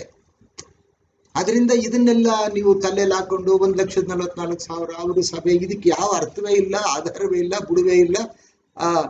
ವೇದದಲ್ಲೇ ಕ್ಲೀನಾಗಿ ಹೇಳಿದೆ ಅವರು ಯಾರು ಅಂತ. ಇಲ್ಲಿ ಯಾಕೆ ಅದನ್ನ ನಾವು ಪ್ರಸ್ತಾಪ ಮಾಡ್ತೀವಿ ಅಂದ್ರೆ, ಈ ಭಾಗ್ಯಕರವಾದ ನಿರೀಕ್ಷೆ ಇದೆಯಲ್ಲ. ಹಾಗಾದ್ರೆ ಈ ತೀತ 2:13 ನಾವು ಏನಂತ ಹೇಳ್ತೀವಿ ಅಂದ್ರೆ, ನಾವು ಭಾಗ್ಯಕರವಾದ ನಿರೀಕ್ಷೆಯನ್ನು ನಾವೇನ್ ಮಾಡ್ಕೊಂಡಿದೀವಿ, ಯೇಸು ಕ್ರಿಸ್ತನ ಪ್ರಭಾವದ ಪ್ರತ್ಯಕ್ಷತೆಯನ್ನು ಎದುರು ನೋಡುವರಾಗಿದ್ದೇವೆ. ಅದಕ್ಕೇನೆ ಆವಾಗ ನಾವು ಒಳ್ಳೆಯದು ಇದು ತೀತ 2:13 ನಾವು ಜ್ಞಾಪಕ ಮಾಡಿಕೊಂಡು ಹೋಗ್ತಾ ಇರ್ತೀವಿ. ಅಂದ್ರೆ ನಾವೆಲ್ಲರೂ ಒಂದು ಭಾಗ್ಯಕರವಾದ ನಿರೀಕ್ಷೆನಲ್ಲಿ ಇದ್ದೀವಿ. ಈಗ 2ನೇ ವಿಷಯಕ್ಕೆ ಬರೋಣ. ಈಗ ಈ ಒಂದು ಕ್ರಿಸ್ತನ 2ನೇ ಬರೋಣ. ಹಾಗಾದ್ರೆ ಹೇಗಾಗುತ್ತೆ ಅದು? ಇದು 2 ಫೇಸ್ ನಲ್ಲಿ ಬರುತ್ತೆ, ಅಂದ್ರೆ 2 ಹಂತದಲ್ಲಿ ಬರುತ್ತೆ. ನೋಡಿ, ಯಾರು ಇನ್ ಬಿಟ್ವೀನ್ ದ ಲೈನ್ ವೇದವನ್ನ ಓದ್ತಾರೋ ಅವ್ರಿಗೆ ಗೋಚರವಾಗ್ತದೆ. ಸುಮ್ಮನೆ ಕೇರ್ಲೆಸ್ ಆಗಿ ಈ ಕಿವಿಲ್ ಕೇಳಿ ಈ ಕಿವಿಲ್ ಬಿಟ್ಟಿದ್ರೆ ಅದು ಯಾವ್ದು ಗೋಚರವಾಗಲ್ಲ. ಹಾಗಾದ್ರೆ ಕ್ರಿಸ್ತನು ಯಾವ ತರ ಬರ್ತಾರೆ ಅಂದ್ರೆ 2 ಹಂತದಲ್ಲಿ ಬರ್ತಾರೆ. ಕೆಲವರ ಅಭಿಪ್ರಾಯಗಳು ಬೇರೆ ಇರ್ಬೋದು. ನಮ್ದೇನಂದ್ರೆ ವೇದಾರಿತ, ವೇದದಲ್ಲಿ ಏನ್ ಹೇಳುತ್ತೆ ಅದನ್ನ ಹೇಳ್ತಕ್ಕಂಥದ್ದು ನಮ್ಮ ಕೆಲಸ. ಬೇಕಾದ್ರೆ ಎಲ್ರಿಗೂ ಹೇಳ್ತೀವಿ, ಓದಿ. ನಾವೀಗ ಏನು ಹೇಳ್ತಾ ಇದೀವಿ ವಿವರಣೆ, ಆ ವಿವರಣೆ ಸರಿಯಾಗಿದ್ರೆ ಅದಕ್ಕೆ ಪೂರಕವಾದಿ ವಚನಗಳನ್ನ ಕೊಡ್ತೀವಿ. ಸನ್ನಿವೇಶ ಇದೆ, ಅದನ್ನ ನಾವು ನೋಡ್ತೀವಿ. ಸರ್ಕಮ್ಸ್ಟೆನ್ಸಸ್ ಹೇಗಿದೆ ಅದಕ್ಕೆ ಹೇಳಿದ್ರೆ ವೇದಾರಿತ, ನಾವು ಸತ್ಯವೇದ ಆಧಾರದಲ್ಲಿ ಮಾತ್ರ ಮಾತಾಡ್ತಕ್ಕಂಥದ್ದು. ಹಾಗಾದ್ರೆ ಕ್ರಿಸ್ತನನ್ನ ಸೋದರ ಕ್ರಿಸ್ತನ 2ನೇ ಬರೋಣ 2 ಹಂತದಲ್ಲಿ ಬರ್ತದೆ, ಅಥವಾ 2 ಫೇಸಸ್ ಅನ್ನಿ, ಅಥವಾ 2 ಸ್ಟೇಜಸ್ ಅನ್ನಿ. 2 ಹಂತ ಏನದು ಅಂತ ಹೇಳಿದ್ರೆ, ಮೊದಲನೇದು ಕ್ರಿಸ್ತ ಏನ್ ಮಾಡ್ತಾರೆ, ಫಸ್ಟ್ ಫೇಸ್ ಅಂದ್ರೆ ಮೊದಲನೇ ಹಂತದಲ್ಲಿ ಯಾವುದೇ ಸೂಚನೆ ಕೊಡದೆ, ಯಾರಿಗೂ ಗೊತ್ತಿಲ್ಲದೆ ಬಂದು ತನ್ನ ಸಭೆ ಅಂತ, ಯಾಕೆ ನಾನು ತನ್ನ ಸಭೆ ಅಂದ್ರೆ ಕ್ರಿಸ್ತನ ಸಭೆ ಅಂತ ಉಚ್ಚಾರಣೆ ಮಾಡಿದೆ ನಾನು ಅಂತ ಹೇಳಿದ್ರೆ, ಮತ್ತಾಯ 16 ಅವ್ರು ಹೇಳಿದ್ದೇನೆ, ಈ ಬಂಡೆಯ ಮೇಲೆ, ಈ ವಿಸ್ತಾರ ಬಂಡೆಯ ಮೇಲೆ ನನ್ನ ಸಭೆಯನ್ನ ಕಟ್ಟುವೆನು ಅಂತಾರೆ. ಆತನ ಸಭೆ ಅದು. ಹಾಗಾದ್ರೆ ಇಲ್ಲೇನ್ ಮಾಡ್ತಾರೆ, ತನ್ನ ಸಭೆನ ಎತ್ಕೊಳ್ಳೋದಿಕ್ಕೆ ಅವರು ಆಕಾಶದಲ್ಲಿ ಬರೋದು, ಎಲ್ಲ ಬಿಲೀವರ್ಸ್ನ ತಗೊಂಡೋಗ್ಬಿಟ್ಟು ತಮ್ಮ ತಂದೆ ಮನೆಯಲ್ಲಿ ಸೇರ್ಕೋತಾರೆ. ಅದಕ್ಕೆ ಅವರು ಯೋಹಾನ ಬಹಳ ಬಾರಿ ಓದ್ಬಿಟ್ಟಿದ್ದೀನಿ ನಾನು, ಅದು 14:1-13, ನನ್ನ ತಂದೆಯ ಮನೆಯಲ್ಲಿ ಬಹಳ ಬಿಡಾರಗಳಿವೆ, ಇಲ್ಲದೆ ಇದ್ರೆ ನಾನು ನಿಮಗೆ ಹೇಳ್ತಾ ಇದ್ದಿಲ್ಲ. ನಾನು ಅಲ್ಲಿ ಹೋಗಿ ನಿಮಗೆ ಸ್ಥಳವನ್ನು ಸಿದ್ಧ ಮಾಡ್ತೀನಿ. ಸಿದ್ಧ ಮಾಡಿಬಿಟ್ಟು ನಾನೇನ್ ಮಾಡ್ತೀನಿ ಅಂದ್ರೆ, ನಾನು ಬಂದು ನಿಮ್ಮನ್ನ ಪುನಃ ಅಲ್ಲಿಗೆ ಕರ್ಕೊಂಡು ಹೋಗ್ತೀನಿ ಅಂತ ಹೇಳ್ತಾರೆ. ಹಾಗಾದ್ರೆ ಇದು ಸೀಕ್ರೆಟ್ ಕಮಿಂಗ್ಗೆ ಇದು ಒಂದು ಸೂಚನೆನ, ಹೌದು, ಸೀಕ್ರೆಟ್ ಕಮಿಂಗ್ಗೆ ಸೂಚನೆ. ಹಾಗಾದ್ರೆ ಇನ್ನೂ ಎಲ್ಲೆಲ್ಲಿದೆ ಈ ಸೂಚನೆಗಳು ಅಂದ್ರೆ ಸೀಕ್ರೆಟ್ ಕಮಿಂಗ್ಗೆ? ಈಗ 2 ತರ. ಈಗ 1ನೇ ಫೇಸ್ ಹೇಳಿದ್ರೆ 2ನೇ ಈಗಲೇ ಹೇಳ್ಬಿಡ್ತೀವಿ. ಫಸ್ಟ್ ಫೇಸು ಕ್ರಿಸ್ತನ 2ನೇ ಬರೋಣ 2 ಹಂತದಲ್ಲಿ ಆಗ್ತದೆ. 1ನೇ ಹಂತ 2ನೇ ಹಂತಕ್ಕೆ ಮಧ್ಯ ಅಂತರ 7 ವರ್ಷ ಇದೆ. ಇದನ್ನ ನಾವು ಮರಿಬಾರ್ದು. ಆವಾಗ ಏನಾಗುತ್ತೆ, ಸೀಕ್ರೆಟ್ ಕಮಿಂಗ್ ನಲ್ಲಿ ಬಂದು ಸಭೆ ನೆತ್ಕೊಂಡು ಹೋಗ್ಬಿಡ್ತಾರೆ. ಅದಕ್ಕೆ ರ್ಯಾಪ್ಚರ್ ಅಂತ ಹೆಸರು. ಅವರ 2ನೇ ಬರೋಣ ಅದು ಆಗಿರಲ್ಲ, ಅದು 2ನೇ ಬರೋಣ, ಅದು ಗ್ಲೋರಿಯಸ್ ಕಮಿಂಗ್. ಅಂದ್ರೆ ಮಹಿಮಾ ರೂಪದಲ್ಲಿ ಕ್ರಿಸ್ತ ಬರ್ತಾರೆ. ಆಗ ಅವ್ರ ಅಂತರಿಕ್ಷದಲ್ಲಿ ನಿಂತ್ಕೊಳ್ಳಲ್ಲ, ಡೈರೆಕ್ಟ್ ಆಗಿ ಭೂಮಿಗೆ ಬಂದು ಇಳಿತಾರೆ. ಅದ್ರ ಜೊತೆಯಲ್ಲಿ ಸಭೆ ಇರುತ್ತೆ. ಅದು ಈಗಾಗಲೇ ಕೊಲೇಷನ್ಸ್ 3:4 ಕಳೆದ ಬಾರಿ ಬಹಳಷ್ಟು ಬಾರಿ ಓದಿದ್ಬೋದು. 3:4 ಕ್ರಿಸ್ತನು ಪ್ರತ್ಯಕ್ಷ ಆದಾಗ ಆತನವರು ಸಹ ಆತನದೊಡನೆ ಮಹಿಮಾ ಪದವಿಯಲ್ಲಿ ಕಾಣಿಸ್ಕೋತಾರೆ. ಹಾಗಾದ್ರೆ ಮೊದಲು ಅವ್ರನ್ನ ತಗೊಂಡು ಹೋಗ್ಬೇಕು, ಆವಾಗ ತಾನೇ ಪುನಃ ಅವ್ರು ವಾಪಸ್ ಬರಕ್ ಸಾಧ್ಯ. ಈಗ ಇದಕ್ಕೆ ನೋಡೋಣ. ಈಗ ಸೀಕ್ರೆಟ್ ಕಮಿಂಗ್ಗೆ ಎಷ್ಟು ವಚನಗಳು ಎಲ್ಲೆಲ್ಲಿದೆ ಅಂದ್ರೆ 1:14-1-3. ಎರಡನೆಯದು ಏನಪ್ಪಾ ಅಂದ್ರೆ ಎರಡನೆಯ ವಿಷಯ ಯಾವುದು? ಎರಡನೇದು ಅಂತ ಹೇಳಿದ್ರೆ ಈ 1ನೇ ಥೆಸಲೋನಿಕ 5:1 ಹೇಳ್ತಾರೆ, ಕ್ರಿಸ್ತ ಬರೋದು ಕಳ್ಳನ ತರ ಬರ್ತಾರೆ. ಅಂದ್ರೆ ಯಾರಿಗೂ ಗೊತ್ತಾಗಲ್ಲ. That is called secret coming. ಅಂದ್ರೆ ಅವರು ಗುಪ್ತವಾಗಿ ಬರ್ತಾರೆ, ರಹಸ್ಯವಾಗಿ ಬರ್ತಾರೆ. ಅದು ರ್ಯಾಪ್ಚರ್ಗೆ ಸಂಬಂಧಪಟ್ಟ ವಚನಗಳು. ಅದು ಒಂದು ಓದ್ತೀನಿ ನೋಡಿ. ಒಂದನೇ ತೆಸಲೋನಿಕ 5:1. ಸಹೋದರರೇ, ಆ ಕಾಲಗಳನ್ನು ಗಳಿಗೆಗಳನ್ನು ಕುರಿತು ನಿಮಗೆ ಬರೆಯುವುದು ಅವಶ್ಯವಿಲ್ಲ. ರಾತ್ರಿ ಕಾಲದಲ್ಲಿ ಕಳ್ಳನು ಹೇಗೆ ಬರುತ್ತಾನೋ ಹಾಗೆಯೇ ಕರ್ತನ ದಿನವು ಬರುವುದೆಂದು ನೀವೇ ಚೆನ್ನಾಗಿ ತಿಳಿದಿದ್ದೀರಲ್ಲ. ಆದರೆ ಸಮಾಧಾನವೂ ಸುರಕ್ಷಿತವಾಗಿಯೂ ಇರುತ್ತವೆಂದು ಜನರು ಹೇಳುತ್ತಿರುವಾಗಲೇ ಅವರ ಮೇಲೆ ನಾಶನವು ಗರ್ಭಿಣಿಗೆ ಪ್ರಸವೇದನೆ ಬರುವ ಪ್ರಕಾರ ಬರುವುದು. ಅವರು ಹೇಗೂ ತಪ್ಪಿಸಿಕೊಳ್ಳಲಾರರು. ಸೊ ಇದನ್ನು ಸೀಕ್ರೆಟ್ ಕಮಿಂಗ್ ಬಗ್ಗೆ ಕಳ್ಳನ ಥರ ಬರ್ತಾರೆ. ಅವರು ಬರೋದು ನಿಮ್ಗೆ ಗೊತ್ತಾಗಲ್ಲ. ಇದು ಈ ರ್ಯಾಪ್ಚರ್ಗೆ ಅಂದರೆ ಕ್ರಿಸ್ತನ ರಹಸ್ಯವಾದ ಬರೋಣಕ್ಕೆ ಆಧಾರ ವಚನ. ಇನ್ನೊಂದು ಆಧಾರ ವಚನವನ್ನು ನಾವು ಬೇಕಾದರೆ ನೋಡ್ಬೋದು. ನಾವು ಯಾವಾಗಲೂ ಮತ್ತಾಯ 24 ಬೇಸ್ ಮಾಡ್ತೀವಿ ಈ ಅಂತ್ಯ ದಿನಕ್ಕೆ. ಇದೇ ಮತ್ತಾಯ 24ರಲ್ಲಿ ಆ ಮಹಾ ಸಂಕಟ ದಿನಗಳನ್ನೆಲ್ಲ ಹೇಳಿ 24:42 ಬನ್ನಿ. ಮತ್ತಾಯ 24:42 ಅಲ್ಲಿ ಅವರೇ ಹೇಳ್ತಾರೆ. ಮತ್ತಾಯ 24:42 ನೀವು ಕರ್ತನು ಯಾವ ಗಳಿಗೆಯಲ್ಲಿ ಬರುತ್ತಾನೋ ನಿಮಗೆ ಗೊತ್ತಿಲ್ಲವಾದ್ದರಿಂದ ಎಚ್ಚರವಾಗಿರ್ರಿ. ಖುದ್ದು ಕೃಷ್ಣ ಹೇಳ್ತಾರೆ ನೋಡಿ, ನಾನು ಯಾವ ಗಳಿಗೆಯಲ್ಲಿ ಬರ್ತೀನೋ ಅದು ನಿಮ್ಗೆ ಗೊತ್ತಿಲ್ಲ, ಎಚ್ಚರವಾಗಿರ್ರಿ. ಕಳ್ಳನು ಯಾವ ಗಳಿಗೆಯಲ್ಲಿ ಬರುತ್ತಾನೆಂದು ಮನೆ ಯಜಮಾನನು ತಿಳಿದಿದ್ದರೆ ಅವನು ತನ್ನ ಮನೆಯು ಕನ್ನ ಕೊರಿಯದಂತೆ ಕಾಯುತ್ತಿದ್ದನೆಂದು ನೀವು ತಿಳಿದುಕೊಳ್ಳಿರಿ. ಆದ ಕಾರಣ ನೀವು ಸಹ ಸಿದ್ಧರಾಗಿರಿ, ಯಾಕೆಂದರೆ ನೀವು ನೆನೆಸದ ಗಳಿಗೆಯಲ್ಲಿ ಮನುಷ್ಯಕುಮಾರನು ಬರುತ್ತಾನೆ. ಅದರಲ್ಲಿ 3 ವಚನಗಳು ಯಾವ್ದು ಮತ್ತೆ ಇದು ಯೋಹಾನ 14 ಯೋಹಾನ 14 1-3, ಇದು ಮತ್ತೆ 24:42, 1ನೇ ತೆಸಲೋನಿಕ 5:1-2-3. ಈ 3 ವಚನಗಳು ಯಾವುದಕ್ಕೆ ಸಪೋರ್ಟ್ ಮಾಡ್ತವೆ? ಕ್ರಿಸ್ತನ ಸೀಕ್ರೆಟ್ ಕಮಿಂಗ್ಗೆ, ರಹಸ್ಯವಾಗಿ ಯಾರಿಗೂ ಗೊತ್ತಾಗದಂಗೆ ಸಡನ್ ಆಗಿ ಬಂದು. ರ್ಯಾಪ್ಚರ್ ಅಂದ್ರೆ ಹೆಂಗೆಲ್ವಾ, ಕಾಟಪ್ ಅಂತ ರಹಸ್ಯವಾಗಿ ಬಂದು ಈ ಪ್ರಪಂಚದಲ್ಲಿ ಯಾರಿಗೂ ಗೊತ್ತಾಗಲ್ಲ. ಯಾರ್ಯಾರು ಸೆಲೆಕ್ಟ್ ಆಗಿದ್ರಲ್ಲೂ ಕ್ರಿಸ್ತನಲ್ಲಿ ಸತ್ತವರು ಅವ್ರನ್ನ ತಗೊಂಡೋಗ್ಬಿಡ್ತಾರೆ. That is caught up. Rapture means that is caught up ಅಂತ ಹೇಳ್ತಾರೆ. ಹಾಗಾದ್ರೆ ಕ್ರಿಸ್ತನನ್ನ ಸಹೋದರರೇ, ಇದೇ ಭಕ್ತನಾದ ಪೌಲ, ಅಪೊಸ್ತಲನಾದ ಪೌಲ 2ನೇ ತೆಸಲೋನಿಕ 2:1-8 ಓದಿದಾಗ ಅವರು ಕ್ರಿಸ್ತನ ಒಂದು 2ನೇ ಬರೋಣದ 2ನೇ ಹಂತ, ಅವರು ಮಹಿಮೆಯಿಂದ ಬರ್ತಾರೆ, ಮಹಿಮೆಯಲ್ಲಿ ಬರ್ತಾರೆ. ಅದಕ್ಕೆ ಸೀಕ್ರೆಟ್ ಅನ್ನಲ್ಲ, ಎಲ್ರಿಗೂ ಗೊತ್ತಾಗಂಗೆ ಬರ್ತಾರೆ, ಎಲ್ರಿಗೂ ಕಾಣಿಸ್ಕೊಳಂಗೆ ಬರ್ತಾರೆ. ಅದನ್ನ ನಾನು ಇದು ಆ ಸೀಕ್ರೆಟ್ ಕಮ್ಮಿಂಗ್ಗೆ 3 ವಚನಗಳು. ಇದೇ ಪೌಲ 2ನೇ ತೆಸಲೋನಿಕ 2:1-8 ಹೇಳುವಾಗ ಆ ಹೇಳೋ ಸ್ಟೈಲೇ ಬೇರೆ ಥರ ಹೇಳ್ತಾರೆ. ಇಲ್ಲಿವರೆಗೆ ಹೇಳಿದ್ರು ಕ್ರಿಸ್ತನ ಪ್ರತ್ಯಕ್ಷತೆ ಯಾರು ನೆನೆಸದ ಗಳಿಗೆಯಲ್ಲಿ ಆ ಕರ್ತನು ಬರುವುದೇನು ನಿಮಗೆ ಗೊತ್ತಿಲ್ಲದ ಕಾರಣ ಕಳ್ಳನ ಬರಂಗ್ ಬರ್ತಾರೆ, ಹೇಗೆ ಗರ್ಭಿಣಿ ಸ್ತ್ರೀಗೆ ನೋವು ಪಕ್ಕನೆ ಬರುತ್ತೆ ಆ ಥರ ಬರ್ತಾರೆ ಅಂತೆಲ್ಲ ಹೇಳ್ತಾರೆ. ಆದರೆ ಇಲ್ಲಿ ಬೇರೆ ಥರ ಹೇಳ್ತಾರೆ ನೋಡಿ. ಇಲ್ಲಿ 2ನೇ ತೆಸಲೋನಿಕ 2 ಕೆಲವು ವಚನ ಮಾತ್ರ ಓದ್ತೀನಿ. 1 ಸಹೋದರರೇ, ನಮ್ಮ ಕರ್ತನಾದ ಯೇಸು ಕ್ರಿಸ್ತನ ಪ್ರತ್ಯಕ್ಷತೆ ವಿಷಯವಾಗಿಯೂ ನಾವು ಆತನ ಬಳಿಯಲ್ಲಿ ಕೂಡಿಕೊಳ್ಳುವುದರ ವಿಷಯವಾಗಿಯೂ ನಿಮ್ಮನ್ನು ಬೇಡಿಕೊಳ್ಳುವುದೇನೆಂದರೆ, ಕರ್ತನ ದಿನವು ಈಗಲೇ ಹತ್ತಿರವಾಯಿತೆಂಬುದಾಗಿಯೂ ದೇವಪ್ರೇರಿತವಾದ ನುಡಿ ಇದೆ ಎಂದಾಗಲಿ, ಪೌಲನು ಹಾಗೆ ಹೇಳಿದನೆಂದಾಗಲಿ, ಪೌಲನು ಹಾಗೆ ಬರೆದನೆಂದಾಗಲಿ ಯಾರಾದರೂ ಹೇಳಿದರೂ ನೀವು ಬೇಗನೆ ಬುದ್ಧಿಗೆಟ್ಟು ಚಂಚಲರಾಗಿ ಕಳವಳ ಪಡಬೇಡ್ರಿ. ನೋಡಿ, ಇಲ್ಲಿ ಹಿಂಗೆ ಬೇರೆ ತರ ಹೇಳಿದ್ರು. ಯಾರು ಯಾವ ವಿಧದಲ್ಲಿಯೂ ನಿಮ್ಮನ್ನು ಮೋಸಗೊಳಿಸದಂತೆ ನೋಡಿಕೊಳ್ಳಿರಿ, ಯಾಕೆಂದ್ರೆ ಮೊದಲು ಮತಭ್ರಷ್ಟತೆ ಉಂಟಾಗಿ ಅಧರ್ಮ ಸ್ವರೂಪ ಬಯಲಿಗೆ ಬಂದವರು ಆ ದಿನವೂ ಬರುವುದಿಲ್ಲ. ಇದಕ್ಕೇನು ಹೇಳೋದು? ಹಾಗಾದ್ರೆ ಈಗ ನಾವು ಮೊದಲು ಹೇಳಿದ 3 ವಚನಗಳು, ಈಗ ಹೇಳಿರ್ತಕ್ಕಂಥ ಈ ವಚನ ಭಿನ್ನವಾಗಿದೆ. ಆ 3 ವಚನದಲ್ಲಿ ಕ್ರಿಸ್ತನ 2ನೇ ಬರೋಣ ಗೊತ್ತೇ ಆಗಲ್ಲ, ಸೀಕ್ರೆಟ್ ಆಗಿ ಬಂದು ತನ್ನ ಚರ್ಚ್ ತಗೊಂಡು ಹೋಗ್ಬಿಡ್ತಾರೆ ಅಂತ 3 ಕಡೆ ಹೇಳಿದ್ದಾರೆ. ಆದ್ರೆ ಇಲ್ಲಿ ಹೇಳ್ತಾರೆ, ಕ್ರಿಸ್ತನ ಪ್ರತ್ಯಕ್ಷತೆ ವಿಷಯವಾಗಿಯೋ ನಾವು ಆತನೊಡನೆ ಕೂಡಿಕೊಳ್ಳುವ ವಿಷಯವಾಗಿ ನಿಮ್ಮನ್ನು ಬೇಡಿಕೊಳ್ಳುವುದೇನೆಂದ್ರೆ, ಪೌಲಾಂಗ್ ಹೇಳಿದ್ರು ಅಂತಾಗಲಿ, ವೇದದಲ್ಲಿ ಬರೆದಿದೆ ಅಂತಾಗಲಿ ನೀವು ನಂಬೇರಿ, ನೀವು ಬೇಗನೆ ಬುದ್ಧಿಗೆಟ್ಟು ಚಂಚಲರಾಗಬೇಡಿ. ಕ್ರಿಸ್ತನ ಪ್ರತ್ಯಕ್ಷತೆ ಆಗ್ಬೇಕಂದ್ರೆ ಆತನು ಬರಕ್ ಮೊದಲು 2 ವಿಷಯ ಘಟಿಸ್ಬೇಕು. ಒಂದು ಮತಭ್ರಷ್ಟತೆ ಆಗಬೇಕು, 2ನೇದು ಅಧರ್ಮ ಸ್ವರೂಪಿ ಅಂದ್ರೆ ಆಂಟಿ ಕ್ರಿಸ್ತು ಬರಬೇಕು, ಆಮೇಲೆ ಕ್ರಿಸ್ತ.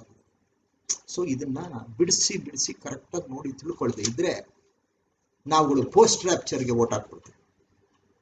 ಅಂದರೆ ಇಲ್ಲ ಪ್ರೀ ರ್ಯಾಪ್ಚರ್ ಆಗೋದೇ ಇಲ್ಲ. ಅಂದರೆ ಆ ಒಂದು ಮಹಾ ಸಂಕಟ ಬರಕ ಮೊದಲೇ ಸಭೆ ಎತ್ತಲ್ಪಡ್ತದೆ ಅನ್ನೋರೆಲ್ಲ ಪ್ರೀ ರ್ಯಾಪ್ಚರಿಸ್ಟ್.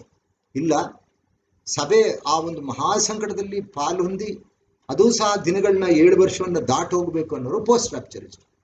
ನಾವು ಬಹಳ ಓದಿ ಪೋಸ್ಟ್ ರ್ಯಾಪ್ಚರ್ಗೆನೆ ಸ್ವಲ್ಪ ನಾವು ಓಟ್ ಹಾಕ್ತಿದ್ವು, ಇದೇ ಇರ್ಬೋದಾ ಅಂತ. ಇಲ್ಲ, ಇಲ್ಲಿಗ ಮೊದಲನೇ 3 ವಾಕ್ಯಗಳು ಕೊಟ್ಟನಲ್ಲ, ಯೋಹಾನ 14:1-3, ಒಂದನೇ ತೆಸಲೋನಿಕ 5:1-3, ಹಾಗೇನೆ ಕ್ರಿಸ್ತನೇ ಹೇಳಿರ್ತಕ್ಕಂಥ ಮತ್ತಾಯ 24:52, ಇದನ್ನೆಲ್ಲ ನೋಡಿದಾಗ ಇಲ್ಲ ಸೀಕ್ರೆಟ್ ಕಮಿಂಗ್ ಬಗ್ಗೆ ಕೆಲವು ವಚನ ಇದೆ.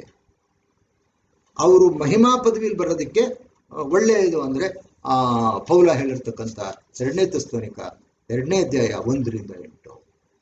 ಅಲ್ಲಿ ಹೇಳ್ತಾರೆ, ನಿಮ್ಗೆ ಗೊತ್ತಿಲ್ಲದೆ ಏನು ಬರಲ್ಲ, ಮೊದಲು ಮತಭ್ರಷ್ಟತೆ ಆಗುತ್ತೆ, ಆಮೇಲೆ ಅಧರ್ಮ ಸ್ವರೂಪಿ ಬರ್ತಾನೆ, ಇದು 2 ಆದ್ಮೇಲೆ ಬರೋದು ಅಂತ ಅಲ್ಲಿ ಕರೆಕ್ಟಾಗಿ ಹೇಳಿದ್ರು. ಆದರೆ ಮೇಲೆ ಹೇಳಿ ನಾನು ಕೊಟ್ಟ 3 ವಿಷಯದಲ್ಲಿ ಮಾತ್ರ ಆ ಥರ ಹೇಳಿಲ್ಲ. ಡೈರೆಕ್ಟಾಗಿ ಅವರು ಏನು ಹೇಳಿದ್ದಾರೆ, ಇದು ಗೊತ್ತಿಲ್ಲದೆ ಬಂದ್ಬಿಡ್ತಾರೆ. ಅದರ ಒಂದು ಕಡೆ ಕ್ರಿಸ್ತ ಯಾರಿಗೂ ಗೊತ್ತಿಲ್ಲದೆ ಬರ್ತೀನಿ ಅಂತ ಕ್ರಿಸ್ತಾನೇ ಹೇಳ್ತಾರೆ. ನಾನು ನೆನೆಸದ ಗಳಿಗೆಯಲ್ಲಿ ಕರ್ತನು ಬಂದ್ಬಿಡ್ತಾರೆ, ನೀವು ತಿಳಿಯದ ಸಮಯದಲ್ಲಿ ಬಂದ್ಬಿಡ್ತಾರೆ. ಇನ್ನೊಂದು ಕಡೆ ನಾವು ಸಮಾಧಾನವಾಗಿ ನಿರ್ಭಯವಾಗಿ ಇದ್ದೀವಿ ಅಂದಾಗ ಕಳ್ಳನ ಥರ ಬಂದ್ಬಿಡ್ತಾರೆ. ಇದೆಲ್ಲ ಇದೇ ನಿಂಗೆ ಹೇಳುತ್ತೆ, ಈ ಥರ ಕಾಂಟ್ರಡಿಕ್ಟ್ ಆಗ್ತಾ ಇದೆಯಲ್ಲ ಅಂತ ಹೇಳಿದ್ರೆ ಅಲ್ಲಿ ಯಾಕೆ ನಿಮ್ಗೆ ಹೇಳಿದ್ದಾರೆ ಅಂದರೆ, ಯಾವತ್ತೂ ಸತ್ಯವೇದ ಕಾಂಟ್ರಡಿಕ್ಟ್ ಆಗಲ್ಲ. ಸತ್ಯವೇದ ನಮ್ಮ ದೇವರು ಯಾವತ್ತೂ ಗಲಿಬಿಲಿ ಮಾಡ್ತಕ್ಕಂಥ ದೇವರಲ್ಲ ಅಂತ ಕುರಿತದಲ್ಲಿ ಬರೆದಿಟ್ಟಿದ್ದಾರೆ. ಗಲಿಬಿಲಿ ಯಾಕೆ ಆಗ್ತದೆ ಅಂದರೆ, ನಾವು ಇನ್ ಬಿಟ್ವೀನ್ ದ ಲೈನ್ ಓದದೇ ಇದ್ದಾಗ ಇಂಥದ್ದೆಲ್ಲ ಬರ್ತದೆ. ಹಾಗಾದರೆ ಕ್ರಿಸ್ತನ 2ನೇ ಬರೋಣ 2 ಹಂತ. ಮೊದಲನೇ ಹಂತದಲ್ಲಿ ಸೀಕ್ರೆಟ್ ಕಮಿಂಗ್ ಅಂತೀವಿ, ಅದನ್ನೇ ರ್ಯಾಪ್ಚರ್ ಅನ್ನೋದು. 2ನೇ ಬರೋಣ ಮಹಿಮಾ ಪದವಿಲಿ ಬರ್ತಾರೆ, ಎಲ್ರಿಗೂ ಕಾಣಿಸ್ಕೊಂಡಂಗೆ ಬರ್ತಾರೆ. ಅದಕ್ಕೆ ಮೊದಲು ಏನೇನಾಗುತ್ತೆ ಅನ್ನೋ ಸೂಚನೆಯನ್ನು ಭಕ್ತನಾದ ಪೌಲನೇ ಕೊಟ್ಟಿದ್ದಾರೆ. ಆದ್ರಿಂದ ಕ್ರಿಸ್ತನನ್ನ ಸೋದರ ನಾವಾಗ ಏನಂತ ತಿಳ್ಕೋಬೇಕು ಅಂತ ಹೇಳಿದ್ರೆ, ಕ್ರಿಸ್ತನು 2 ಹಂತದಲ್ಲಿ ಬರ್ತಾರೆ. ಅದಕ್ಕೆ ಇಂಗ್ಲಿಷಲ್ಲಿ ಹಿಂಗೆ ಇರ್ತಾರೆ, ರ್ಯಾಪ್ಚರ್ನ you will come for the church, ತನ್ನ ಸಭೆನ ತಗೊಂಡೋಗಕ್ಕೆ ಬರ್ತಾರೆ. ಅದು ಯಾರಿಗೂ ಗೊತ್ತಾಗೋದು ಬೇಕಿಲ್ಲ, ಯಾಕಂದ್ರೆ ಬಂದು ಪುನಃ ಯು ವಿಲ್ ರಿಟರ್ನ್, ಹೊಟ್ಟೋಗ್ತಾರೆ, heaven, you will go to heaven. ಆವಾಗ ಅವರು ಮಾಡಿದ ವಾಗ್ದಾನ ಯೋಹಾನ 14:1-3 ನೆರವೇರ್ತದೆ, ಇಲ್ದರೆ ನೆರವೇರೋದೇ ಇಲ್ಲ, ಅದೊಂದಾಗ್ತದೆ. ಆಮೇಲೆ ಇನ್ನೂ ಕೆಲವು ಏನೇನಾಗುತ್ತೆ ಅಂದರೆ ಅದನ್ನು ಮುಂದೆ ಹೇಳೋಣ. ಅಂದರೆ ಇವರು ಈ ಪೋಸ್ಟ್ ರ್ಯಾಪ್ಚರಿಸ್ಟು ಯಾಕಂಗೆ ಹೇಳ್ತಾರೆ ಅಂತ ನಾವು ಹೇಳೋಣ. ಹಾಗಾದರೆ ಇನ್ ಬಿಟ್ವೀನ್ ಸೀಕ್ರೆಟ್ ರಹಸ್ಯವಾಗಿ ಬಂದು ಸಭೆ ನೆತ್ಕೊಂಡು ಹೋಗ್ತಾರೆ, 2ನೇದಲ್ಲಿ ಸಭೆ ಜೊತೆಯಲ್ಲಿ ಬರ್ತಾರೆ. ಈ ಮಧ್ಯದಲ್ಲಿ 7 years ಗ್ಯಾಪ್. 7 years ಅಂದರೆ ಸಭೆ ಪರಲೋಕದಲ್ಲಿರ್ತದೆ, ಅಲ್ಲಿ ಬಹಳಷ್ಟು ಕಾರ್ಯಗಳು ನಡಿಬೇಕು. ಯಾಕಂದರೆ ಸಭೆ ಆದರೂ ಸಹ ಅದು ತೀರ್ಪಿಗೆ ಗುರಿ ಆಗಬೇಕು. ತೀರ್ಪು ಅಲ್ಲ ಅದು ನಾವು ಈ ದೇಹದಲ್ಲಿ ನಡೆಸಿದ ಒಳ್ಳೆಯದಕ್ಕಾಗಲಿ ಕೆಟ್ಟದಕ್ಕಾಗಲಿ ಸರಿಯಾದ ಪ್ರತಿಫಲ ಅಂದರೆ ನಮ್ಗೆ ಕೊಡ್ತಕ್ಕಂಥ ರಿವಾರ್ಡ್ಸ್ಗೆ ಹೋಗ್ತಾರೆ. ಮತ್ತು ಯಜ್ಞದ ಕುರಿಯನ ಜೊತೆ ಮದುವೆ ಮಾಡ್ಕೋಬೇಕು. ಅಟ್ಲೀಸ್ಟ್ ಯೋಹಾನ 14:1-3 ಮಾಡಿರ್ತಕ್ಕಂಥ ವಾಗ್ದಾನ ನೆರವೇರಬೇಕು. ಅದು ಇಲ್ಲ, ಕ್ರಿಸ್ತ ಒಂದೇ ಸಲಿ ಬರೋದು, ಅದು ಈ ಮಹಾಸಂಕಟ ಆದ್ಮೇಲೆ ಬರ್ತಾರೆ. ಬಂದ ತಕ್ಷಣ ವಾರ ಫರ್ಮಗದವನ್ ಆಗ್ಬೇಕಲ್ಲ, ಸಮಯ ಇಲ್ಲಿದೆ. ಈ ಸಭೆ ಹೋಗಿ ಆ ಯೋಹಾನ 14:1-3 ಹೇಳಿರ್ತಕ್ಕಂಥ ಸಮಯವನ್ನ ಒಂದು ಮೀನಿಂಗ್ಫುಲ್ ಪೀರಿಯಡ್ ಅವರು ಪರಲೋಕದಲ್ಲಿ ಇರಬೇಕಲ್ವ. ಮತ್ತೆ ಅವರೆಲ್ಲ ಪರಲೋಕವಾಸಿಗಳೇ ಅಲ್ವಾ, ಕ್ರಿಸ್ತನ ದೇಹ ಅಲ್ವ, ಅದೆಲ್ಲ ಯಾವಾಗ ಆಗೋದು?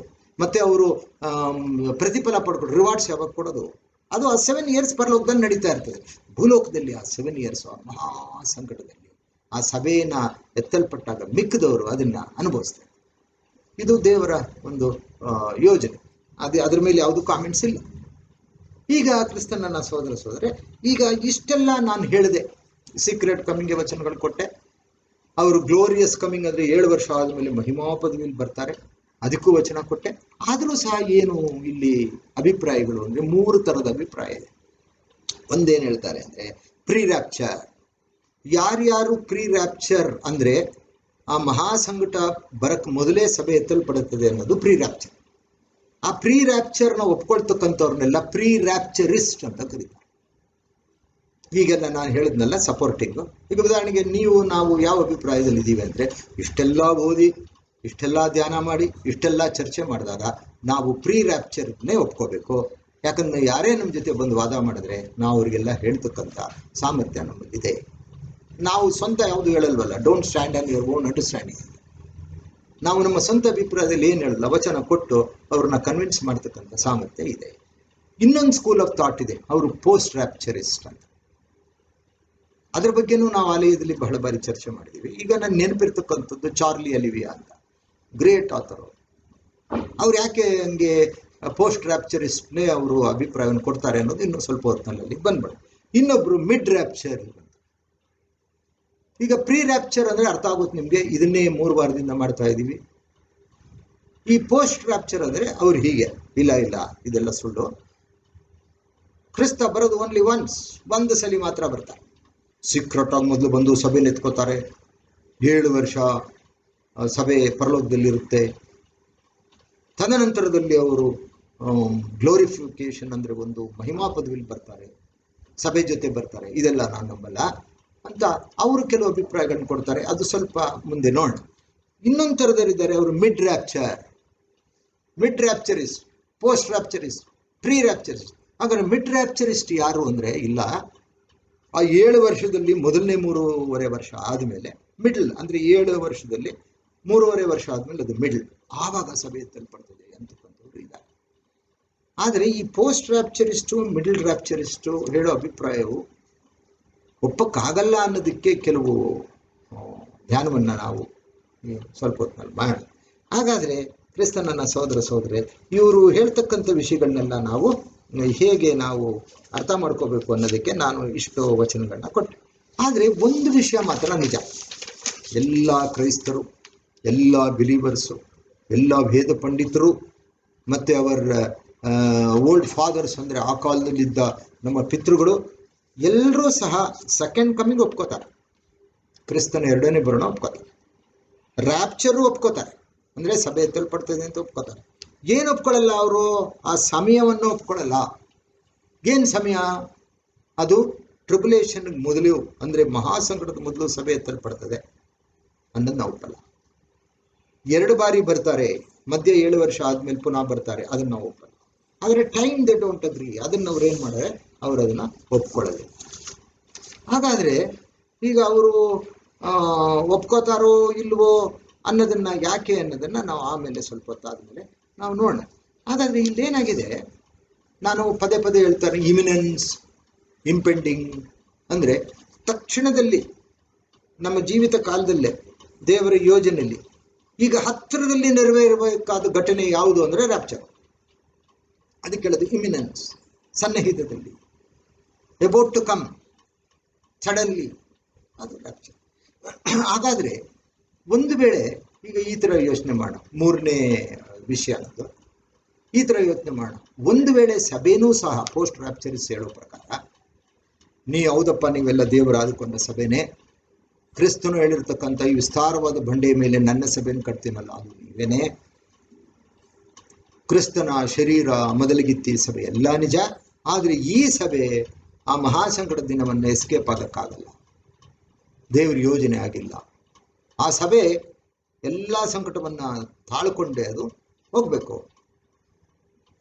ಹಾಗಾದರೆ ನಾವು ಸ್ವಲ್ಪ ಯೋಚನೆ ಮಾಡೋಣ, ಕ್ರಿಸ್ತನನ್ನ ಸಹೋದರರೇ, ಈ ಒಂದು ವೇಳೆ ದೇವರು ಆದುಕೊಂಡ ಈ ಸಭೆ, ಕ್ರಿಸ್ತನ ಸಾರೂಪ್ಯದಲ್ಲಿ ಬೆಳೆದಿರ್ತಕ್ಕಂಥ ಈ ಸಭೆ ಈ ಭೂಲೋಕದಲ್ಲೇನೆ ಇರಬೇಕು ಅನ್ನೋ ದೇವರು ತೀರ್ಮಾನ ಆಗಿದ್ರೆ, ಮಹಾಸಂಕಟ ದಿನದಲ್ಲಿ ಅವರು ಇರಬೇಕು ಅಂತ ಹೇಳಿದ್ರೆ, ನಿಜವಾಗಲೂ ದೇವರು ಈ ಸಭೆಗೆ ಕೆಲವು ಎಚ್ಚರಿಕೆ ಮಾತುಗಳನ್ನ ಕೊಡ್ತಿದ್ರು, ಕೆಲವು ಮಾರ್ಗಸೂಚಿ ಕೊಡ್ತಿದ್ರು.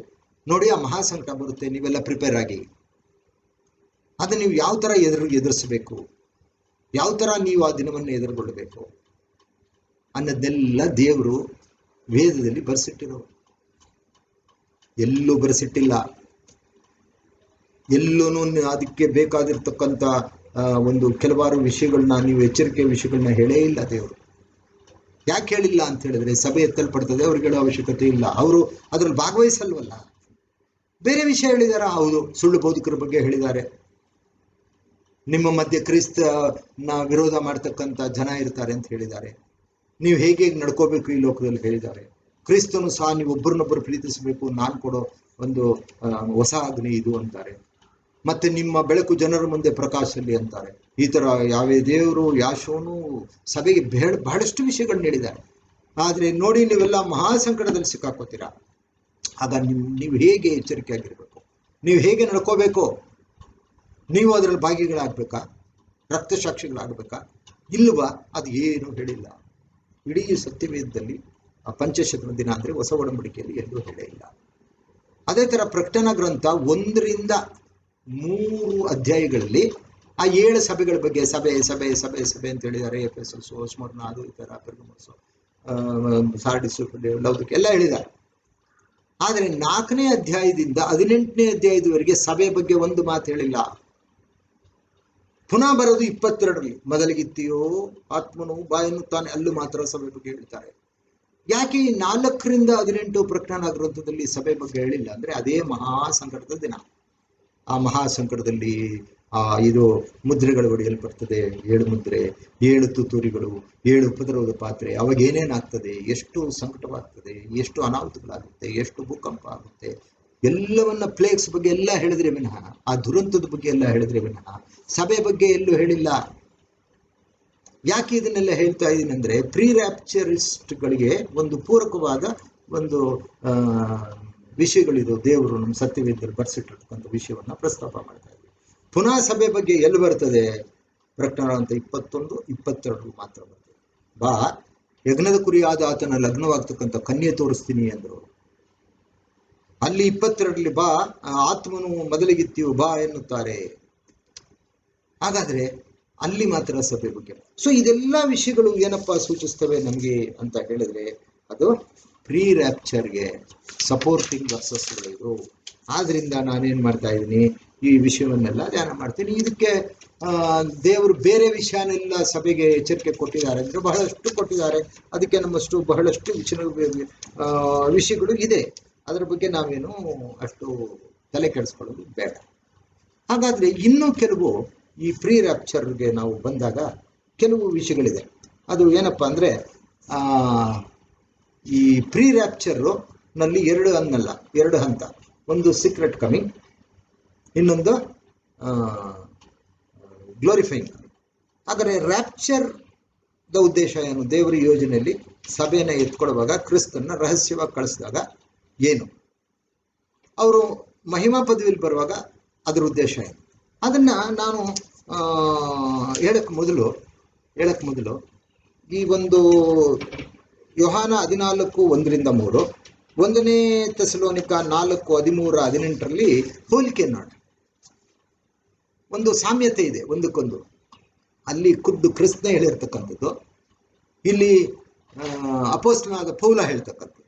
ಯಾವುದು? ಯೋಹಾನ 14:1-3, 1ನೇ ಥೆಸಲೋನಿಕ 4:13-18. ಇದು ಎರಡನ್ನ ಸ್ವಲ್ಪ ಹೋಲಿಕೆ ಮಾಡಿ, ಅದು ಬಹಳ ಮುಖ್ಯವಾಗಿ ಬೇಕಾಗುತ್ತೆ. ನೋಡಿ, ಈ 14:1-3ರಲ್ಲಿ ಏನು ಹೇಳಿದ್ರು? 14:3 ಯೋಹಾನದಲ್ಲಿ ಹೇಳಿದ್ರು, ನಾನಿರುವ ಕಡೆ ನೀವಿರಬೇಕು ಅಂದ್ರು. ಕ್ರಿಸ್ತನ ಹೇಳಿದ್ರು, ನನ್ನ ತಂದೆ ಮನೆ ಬಹಳ ಬಿಡಾರಗಳಿದೆ ಎಲ್ಲ ಹೇಳ್ಬಿಟ್ಟು ಲಾಸ್ಟ್ನಲ್ಲಿ ಹೇಳಿದ್ರು, ಏಕೆಂದರೆ ನಾನಿರುವ ಕಡೆ ನೀವಿರಬೇಕು. ಈಗ ಕ್ರಿಸ್ತ ಎಲ್ಲಿದ್ದಾರೆ? ಪರಲೋಕದಲ್ಲಿ. ನೀವು ನನ್ನ ಜೊತೆ ಪರಲೋಕದಲ್ಲಿ ಇರಬೇಕು. ಅದು ವಾಗ್ದಾನ. ಅದೇ ತರ 1ನೇ ಥೆಸಲೋನಿಕ 4:13-18ರಲ್ಲಿ ನಾವು ಸದಾ, ನಾನು ಆವಾಗಲೇ ಓದಿದ್ನಲ್ಲ, ನಾವು ಸದಾ ಯಾರ ಜೊತೆಯಲ್ಲಿ ಇರಬೇಕು ಅಂತ ನಾವು ನೇಮಕ ಆಗ್ಬಿಟ್ಟಿದೀವಿ ಅಂದ್ರೆ, ನಾವು ಆತನ ಜೊತೆಯಲ್ಲಿ ನಾವು ಇರಬೇಕು ಅಂತಕ್ಕಂಥ ವಿಷಯವನ್ನು ನಾವು ನೋಡಿ 1ನೇ ಥೆಸಲೋನಿಕ 4:17 ಹೇಳ್ತಾರೆ, ಹೀಗಾಗಿ ನಾವು ಸದಾ ಕಾಲವು ಕರ್ತನ ಜೊತೆಯಲ್ಲಿರುವೆವು. ಸೊ ಒಂದಕ್ಕೊಂದು ಸಾಮ್ಯ ಇದೆ, ಒಂದಕ್ಕೊಂದು ಹೋಲಿಕೆ ಇದೆ. ಅದನ್ನ ಹೋಲಿಸಿ ನೋಡಿದಾಗ ಇಲ್ಲಿ ಹೇಳಿರೋದೆ ಅಲ್ಲಿ ಹೇಳಿರೋದೆ. ಇನ್ನೊಂದು ಒಂದು ಪ್ರಾಮಿಸ್ ಹೇಳಿದ್ರು, ಇದು ಬಹಳ ಮುಖ್ಯ. ಯಾರ್ಯಾರಿಗೆ ಈ ಮಹಾಸಂಕಟದ ವಿಷಯದಲ್ಲಿ ಯೋಚನೆ ಇದೆಯೋ, ಹೌದು ಎಲ್ರಿಗೂ ಯೋಚನೆ ಇದೆ, ದಿಗಿಲಿದೆ, ಯಪ್ಪ ಹಿಂಗಪ್ಪ ದಿನ ನಾವು ಫೇಸ್ ಮಾಡೋದು. ಆವಾಗ ದೇವರನ್ನು ಪ್ರಾಮಿಸ್ ಮಾಡಿದ್ರು. ಅದು 14:1 ಯೋಹಾನ 14:1 ಹೇಳಿದ್ರು, ಕಳವಳ ಪಡಬೇಡಿರಿ. ಇಂಗ್ಲಿಷ್ ಎಷ್ಟು ಚೆನ್ನಾಗಿ ಹೇಳ್ತಾರೆ, let not your heart be troubled. ಅವನು ಪಾಪ ಪೇತ್ರ ಹೇಳ್ತಾನೆ, ಗುರುವೇ ನೀ ಎಲ್ಲೋಗ್ತೀಯಾ? ಹೌದು, ಈಗ ನಾನು ಹೋಗ್ಲೇಬೇಕು, ನಾನು ಹೋಗ್ತೇನೆ, ಆದ್ರೆ ನೀವೀಗ ನನ್ನ ಜೊತೆ ಬರೋಕ್ಕಾಗಲ್ಲ. ಅವಾಗೆಲ್ಲ ಚರ್ಚೆ ಆಗಿರ್ಬೇಕು, ಯಾಕೆ ಬರೋಕ್ಕಾಗಲ್ಲ ಅಂದ್ರೆ ಆ ಸಮಯ ಬಂದಿಲ್ಲ. ಆವಾಗ ಅವ್ರನ್ನ ಕನ್ವಿನ್ಸ್ ಮಾಡಕ್ಕೆ ಎಷ್ಟು ಚೆನ್ನಾಗಿ ಹೇಳ್ತಾರೆ ಅಂದ್ರೆ, ಇದಕ್ಕಾಗಿ ನೀವು ಕಳವಳ ಪಡಬೇಡ್ರಿ ಅಂದ್ರೆ ಅವ್ರೇನ್ ಹೇಳ್ತಾರೆ, ದೇರ್ ಫೋರ್ ಇದು let not your heart be troubled ಅಂತ. ಅದೇ ಮಾತನ್ನ 1 ಥೆಸಲೋನಿಕ 4:13-18 ಲಾಸ್ಟ್ ನಲ್ಲಿ ಹೇಳ್ತಾರೆ, therefore comfort one another with these words ಅಂತ. ಆದ್ದರಿಂದ ನೀವೇನ್ ಮಾಡಿ, ಒಬ್ಬರಿಗೊಬ್ಬರು ಸಂತೈಸಿರಿ ಅಂತಾರೆ. ಸಹೋದರರು ನೀವೆಲ್ಲ ಸೇರ್ಕೊಂಡು ಒಬ್ಬರನ್ನೊಬ್ರು ಏನ್ ಮಾಡ್ಬೇಕು, ನೀವು ಒಬ್ಬರೊಬ್ಬರನ್ನ ಸಂತೈಸಬೇಕು ಅಂತಾನು ಹೇಳ್ತಾರೆ. 3ನೇದು ಏನ್ ಹೇಳಿದ್ರು, ನಾನಿರುವ ಕಡೆ ನೀವಿರ್ಬೇಕು ಅಂತ. ಇಲ್ಲಿ ಹೇಳಿದ್ರು, ಆದುದರಿಂದ ನಾವು ಕರ್ತನ ಜೊತೆಯಲ್ಲಿಯೇ ಸದಾ ಕಾಲವಿರುವೆವು ಅಂತ 1 ಥೆಸಲೋನಿಕ. ಸೊ ಒಂದಕ್ಕೊಂದಕ್ಕೆ ಬಹಳ ಒಂದು ಸಾಮ್ಯತೆ ಇದೆ, ಅದನ್ನು ನಾವು ಗಮನಿಸಿದ್ವಿ.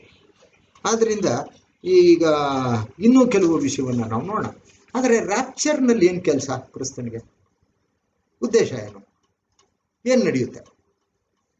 7 ವರ್ಷ ಆದ್ಮೇಲೆ ಬರ್ತಾರಲ್ಲ, ಸೆಕೆಂಡ್ ಹಂತ, 2ನೇ ಹಂತದಲ್ಲಿ ಬರ್ತಾರೆ, ಗ್ಲೋರಿಯಸ್ ಕಮಿಂಗು. ಅವಾಗ ಏನಾಗುತ್ತೆ, ಅದ್ರ ಉದ್ದೇಶ ಏನು? ಇದು ನೀವೇ ಸುಮ್ಮನೆ ಕೂತ್ಕೊಂಡ್ರೆ ಒಂದು 8 ರೀಸನ್ಸ್ ಕೊಡ್ತೀನಿ ನಾನು, ಒಂದು 8 ಅಂಶಗಳನ್ನ ಕೊಡ್ತೀನಿ. ಅದನ್ನ ಓದ್ದಾಗ್ಲೇನೆ ಸಮಾಧಾನ ಆಗ್ಬಿಡುತ್ತೆ. ಓಹೋ ಹೌದಲ್ವಾ. ಈಗ ನೋಡಿ, 1ನೇ ಪಾಯಿಂಟ್, ಈ ರ್ಯಾಪ್ಚರ್ ಆಗುತ್ತಲ್ಲ, ನೀವು ಬೇಕಾದ್ರೆ ವಚನ ತಗೊಂಡು ಓದಿ, ಸ್ವಲ್ಪ ಗಮನ ಇಟ್ಕೊಳ್ಳಿ, ಸ್ವಲ್ಪ ಸೀರಿಯಸ್ ಆಗಿ ಯೋಚನೆ ಮಾಡಿ, ಹೌದಲ್ವಾ? ಈಗ ರ್ಯಾಪ್ಚರ್ ಅಂದ್ರೆ ಸೀಕ್ರೆಟ್ ಆಗಿ ಬರ್ತಾರೆ. ಏನಕ್ಕೆ? ತನ್ನ ಸಭೆನ ಎತ್ಕೊಳ್ಳೋಕೆ. ಆವಾಗ ಅವ್ರು ಎಲ್ಲಿ ಬರ್ತಾರೆ? ಅವ್ರು ಅಂತರಿಕ್ಷದಲ್ಲಿ ಬರ್ತಾರೆ, ಭೂಮಿಗೆ ಬರೋದೇ ಇಲ್ಲ. 1 ಥೆಸಲೋನಿಕ 4:13-18 ಅದೇ ಇರೋದು. ಆತನ ಅಂತರಿಕ್ಷದಲ್ಲಿ ಬರ್ತಾರೆ. ಅಂತರಿಕ್ಷದಲ್ಲಿ ಬಂದು ಸಭೆಯನ್ನ ಎತ್ಕೊಳ್ಳೋದು ಅಂದ್ರೆ ಒಂದು ಹದ್ದು, ಅದ್ರ ಕಣ್ಣು ಎಷ್ಟು ಸೂಕ್ಷ್ಮ ಅಂದ್ರೆ, ಆ ಭೂಮಿನಲ್ಲಿ ಒಂದು ಸಣ್ಣ ಒಂದು ಕೋಳಿ ಮರಿ ಹೋಗ್ತಾ ಇರ್ತದೆ, ಚಿಕ್ಕದಿಷ್ಟು, ಎಷ್ಟು ಸ್ಪೀಡಾಗಿ ಬಂದು 1 ನಿಮಿಷದಲ್ಲಿ ಆರಿಸ್ತದೆ ಅದನ್ನ.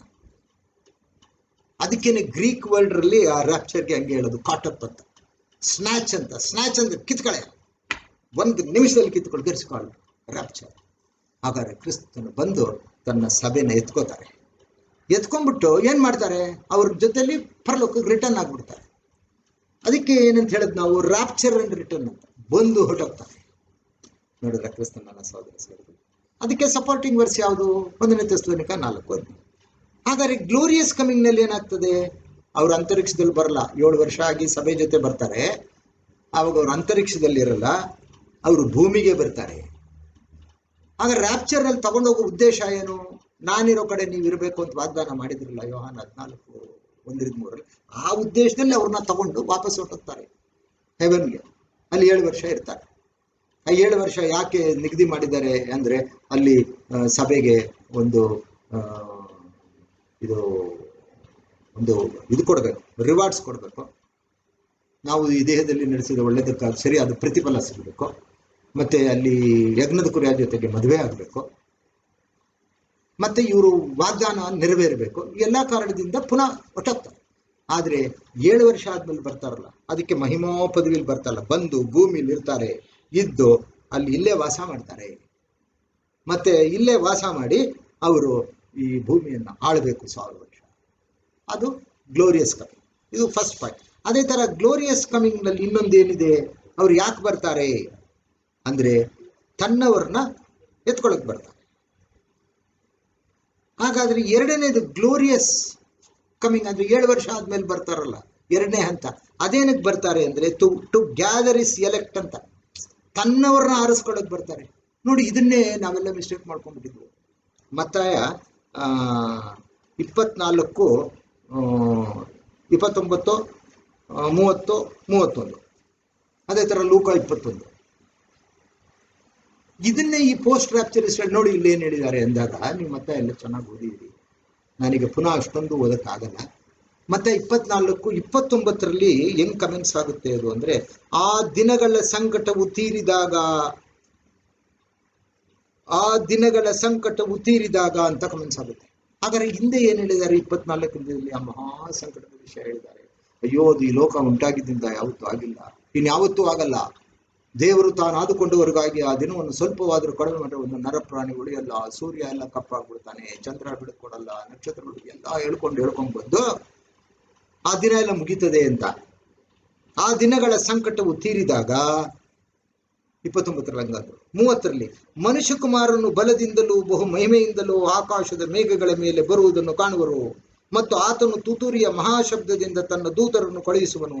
ಅವರು ಆತನು ಆದುಕೊಂಡವರನ್ನು, ನೋಡಿ ಇಲ್ಲಿ ಈ ಸೆಲೆಕ್ಟ್, ಆತನು ಆದುಕೊಂಡವರನ್ನು ಒಂದು ಕಡೆಯಿಂದ ಮತ್ತೊಂದು ಕಡೆಗೆ 4 ದಿಕ್ಕುಗಳಲ್ಲಿ ಒಟ್ಟುಗೂಡಿಸುವರು. ಯಾರು ಮಾಡೋದು? ದೂತರು.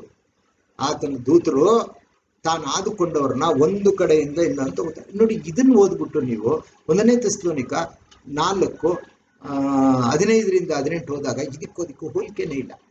ಅಲ್ಲಿ ಕ್ರಿಸ್ತನೇ ಬಂದು ಆಜ್ಞಾಗಳನ್ನೆಲ್ಲ ಬಂದು ಕ್ರಿಸ್ತನಲ್ಲಿ ಸತ್ತವ್ರನ್ನ ಮೊದಲು ಎತ್ಕೋತಾರೆ, ಜೀವದಿಂದಿರುವ ರೆಪ್ಪೆ ಮಡಿಯಷ್ಟು ಮಾರ್ಪಟ್ಟು ಹೊಟ್ಟೋಗ್ತಾರೆ. ಇದು ಸೀಕ್ರೆಟ್ ಕಮಿಂಗ್. ಇಲ್ಲಿ ಗ್ಲೋರಿಯಸ್ ಕಮಿಂಗ್. ಹಾಗಾದ್ರೆ ಇವರು ತಾನು ಆದುಕೊಂಡವರನ್ನ ದೇವದೂತರು ಕಳಿಸಿ ಒಂದು ಕಡೆಯಿಂದ ಒಂದು ಕಡೆ ಕೂಡಿಸ್ತಾರೆ. ಇವರು ಇಸ್ರೇಲ್ಸ್. ಇದನ್ನ ನಾವು ಸಹ mistake ಮಾಡ್ಕೊಂಡ್ಬಿಟ್ಟಿದ್ವು. Post rapture string argue ಮಾಡಿದ್ರು. ನೋಡಿ, ಇಲ್ಲೂ ಹೇಳಿದ್ದಾರೆ, ಕ್ರಿಸ್ತನೇ ಹೇಳಿದ್ದಾರೆ. ಇದು ಸಭೆ ನೆತ್ಕೊಂಡು ಹೋಗೋ ವಿಷಯ ಅಲ್ಲ. ಅದನ್ನ ನೋಡಿ, ಓದಿ ನೀವು.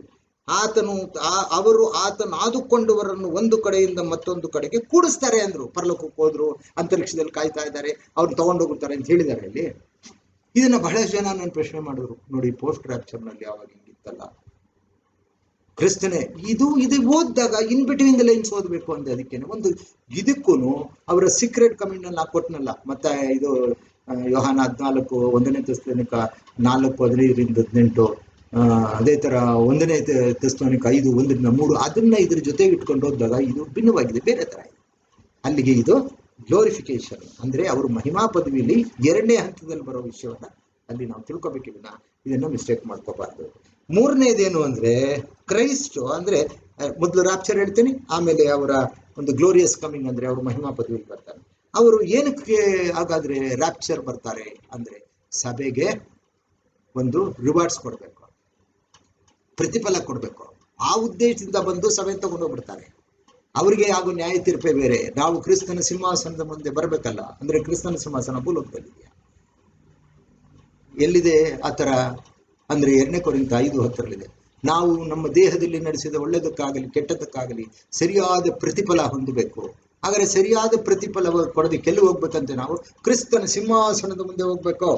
ಹಾಗಾದ್ರೆ ಸಭೆಗೆ ತೀರ್ಪಿಲ್ಲ ಅಂತ ಗೊತ್ತು ನಿಮ್ಗೆ. ಸಭೆ ತೀರ್ಪು ಗುರಿ ಆಗಲ್ಲ. ಅದಕ್ಕೇನ್ ಕೊಡ್ತಾರೆ? ಪ್ರತಿಫಲ ಅಂದ್ರೆ ರಿವಾರ್ಡ್ಸ್ ಕೊಡ್ತಾರೆ. ನಿನ್ಗೆ ಎಷ್ಟು ಈ ಸ್ವಾರ್ಥದಲ್ಲಿ ನೀನು ಏನೇನ್ ಮಾಡಿದೀಯೋ ಅದೆಲ್ಲವೂ ರೆಕಾರ್ಡ್ ಆಗಿದೆ. ಅದಕ್ಕೆ ತಕ್ಕ ರೀತಿ ನಿನಗೆ ಪ್ರತಿಫಲ ಕೊಡಬೇಕು, ಬಹುಮಾನಗಳು ಕೊಡಬೇಕು, ರಿವಾರ್ಡ್ಸ್ ಕೊಡಬೇಕು. ಬೇರೆ ಬೇರೆ ರಿವಾರ್ಡ್ ಕಿರೀಟಗಳಿದೆ, ಅದು ಬೇರೆ ಸಬ್ಜೆಕ್ಟ್ಸ್. ಅದನ್ನು ಕೊಡಬೇಕು. ಅದಕ್ಕೆ ಬಂದು ತಗೊಂಡೋಗೋದು.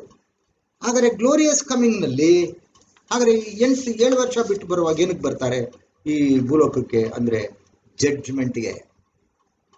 ಅದನ್ನೇ ಆಡು ಕುರಿನ ಬೇರೆ ಮಾಡ್ತಾರೆ. ಅಲ್ಲಿ ಕ್ರಿಸ್ತನ ಸಿಂಹಾಸನ ಪರಲೋಕದಲ್ಲಿ, ಅದು ಸಭೆಗೆ.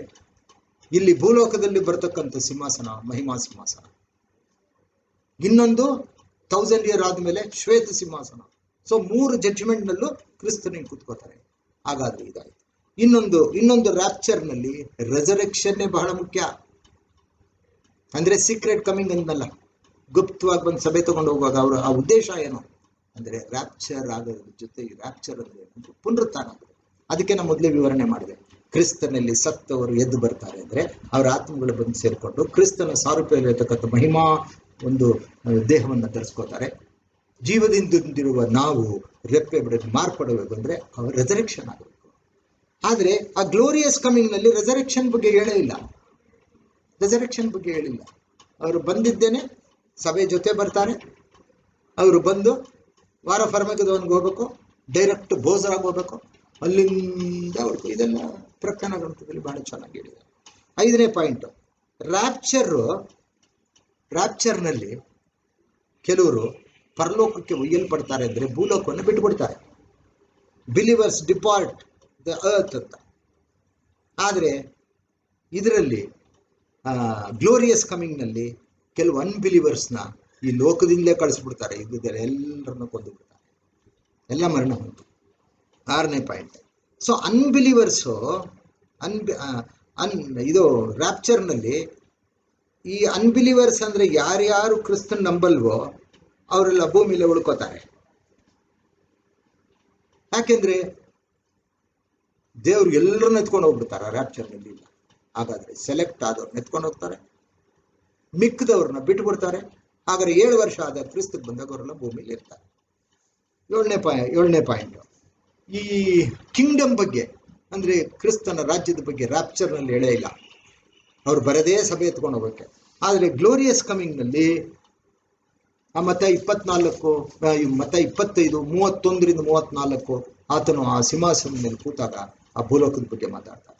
ಅಂದ್ರೆ ಕ್ರಿಸ್ತನ 1000 ವರ್ಷದ ಆಳ್ವಿಕೆಯ ಬಗ್ಗೆ ಮಾತಾಡ್ತಾರೆ. ನನ್ನ ತಂದೆಯಿಂದ ಆಶೀರ್ವದಿಸಲ್ಪಟ್ಟವರೇ ಆ ಕುರಿಗಳಿಗೆ ಹೇಳ್ತಾರೆ, ದೇವರು ನಿಮಗಾಗಿ ನೇಮಕ ಮಾಡಿ ಇಟ್ಟಿರ್ತಕ್ಕಂಥ ಈ ರಾಜ್ಯದಲ್ಲಿ ಪ್ರವೇಶ ಮಾಡಿ ಅಂತ. ಸೊ ಅಲ್ಲಿ ರಾಜ್ಯದ ಬಗ್ಗೆ ಹೇಳ್ತಾರೆ, ಆದರೆ ರ್ಯಾಪ್ಚರ್ನಲ್ಲಿ ಹೇಳಲ್ಲ. ಸೊ 8ನೇ ಪಾಯಿಂಟ್, ಆ ಬಿಲೀವರ್ಸ್ ಇದಾರಲ್ಲ, ಸಭೆಯವರು, ಅವರ ದೇಹ ಗ್ಲೋರಿಯಸ್ ಬಾಡೀಸ್. ಅವರಿಗೆ ಅವರೇಂದ್ರೆ ಮಹಿಮಾ ದೇಹವನ್ನು ಧರಿಸ್ಕೋತಾರ, ಆತ್ಮೀಯ ದೇಹವನ್ನು ಧರಿಸ್ಕೋತಾರೆ. ಆದರೆ ಈ ಉಳ್ಕೊಂಡಿರ್ತಾರಲ್ಲ, ಅವ್ರು ಹೋಗ್ಬಿಟ್ಟು ಪುನಃ ಬರ್ತಾರಲ್ಲ 7 ವರ್ಷ ಭೂಮಿಯಲ್ಲಿ ಇರ್ತಾರಲ್ಲ, ಅವ್ರಿಗೆ ಯಾರಿಗೂ ಮಹಿಮಾ ಪದವಿ ಇರಲ್ಲ. ಉದಾಹರಣೆಗೆ ಇಸ್ರೇಲ್ನಲ್ಲಿ ಸೆಲೆಕ್ಟ್ ಆಗಿರೋ ಆ ಕಾಲದಲ್ಲಿ ಪ್ರವಾದಿಗಳು, ದಾವಿದನು, ಅವರೆಲ್ಲರೂ ರಿಸರೆಕ್ಷನ್ ಆಗ್ತಾರೆ ಮಿಲೇನಿಯಂಗೆ. ಆದರೆ ಅವ್ರಿಗೆ ಯಾರಿಗೂ ಮಹಿಮಾ ಪದವಿ ಇಲ್ಲ, ಪರಲೋಕದ ಸ್ಥಾನವೂ ಇಲ್ಲ.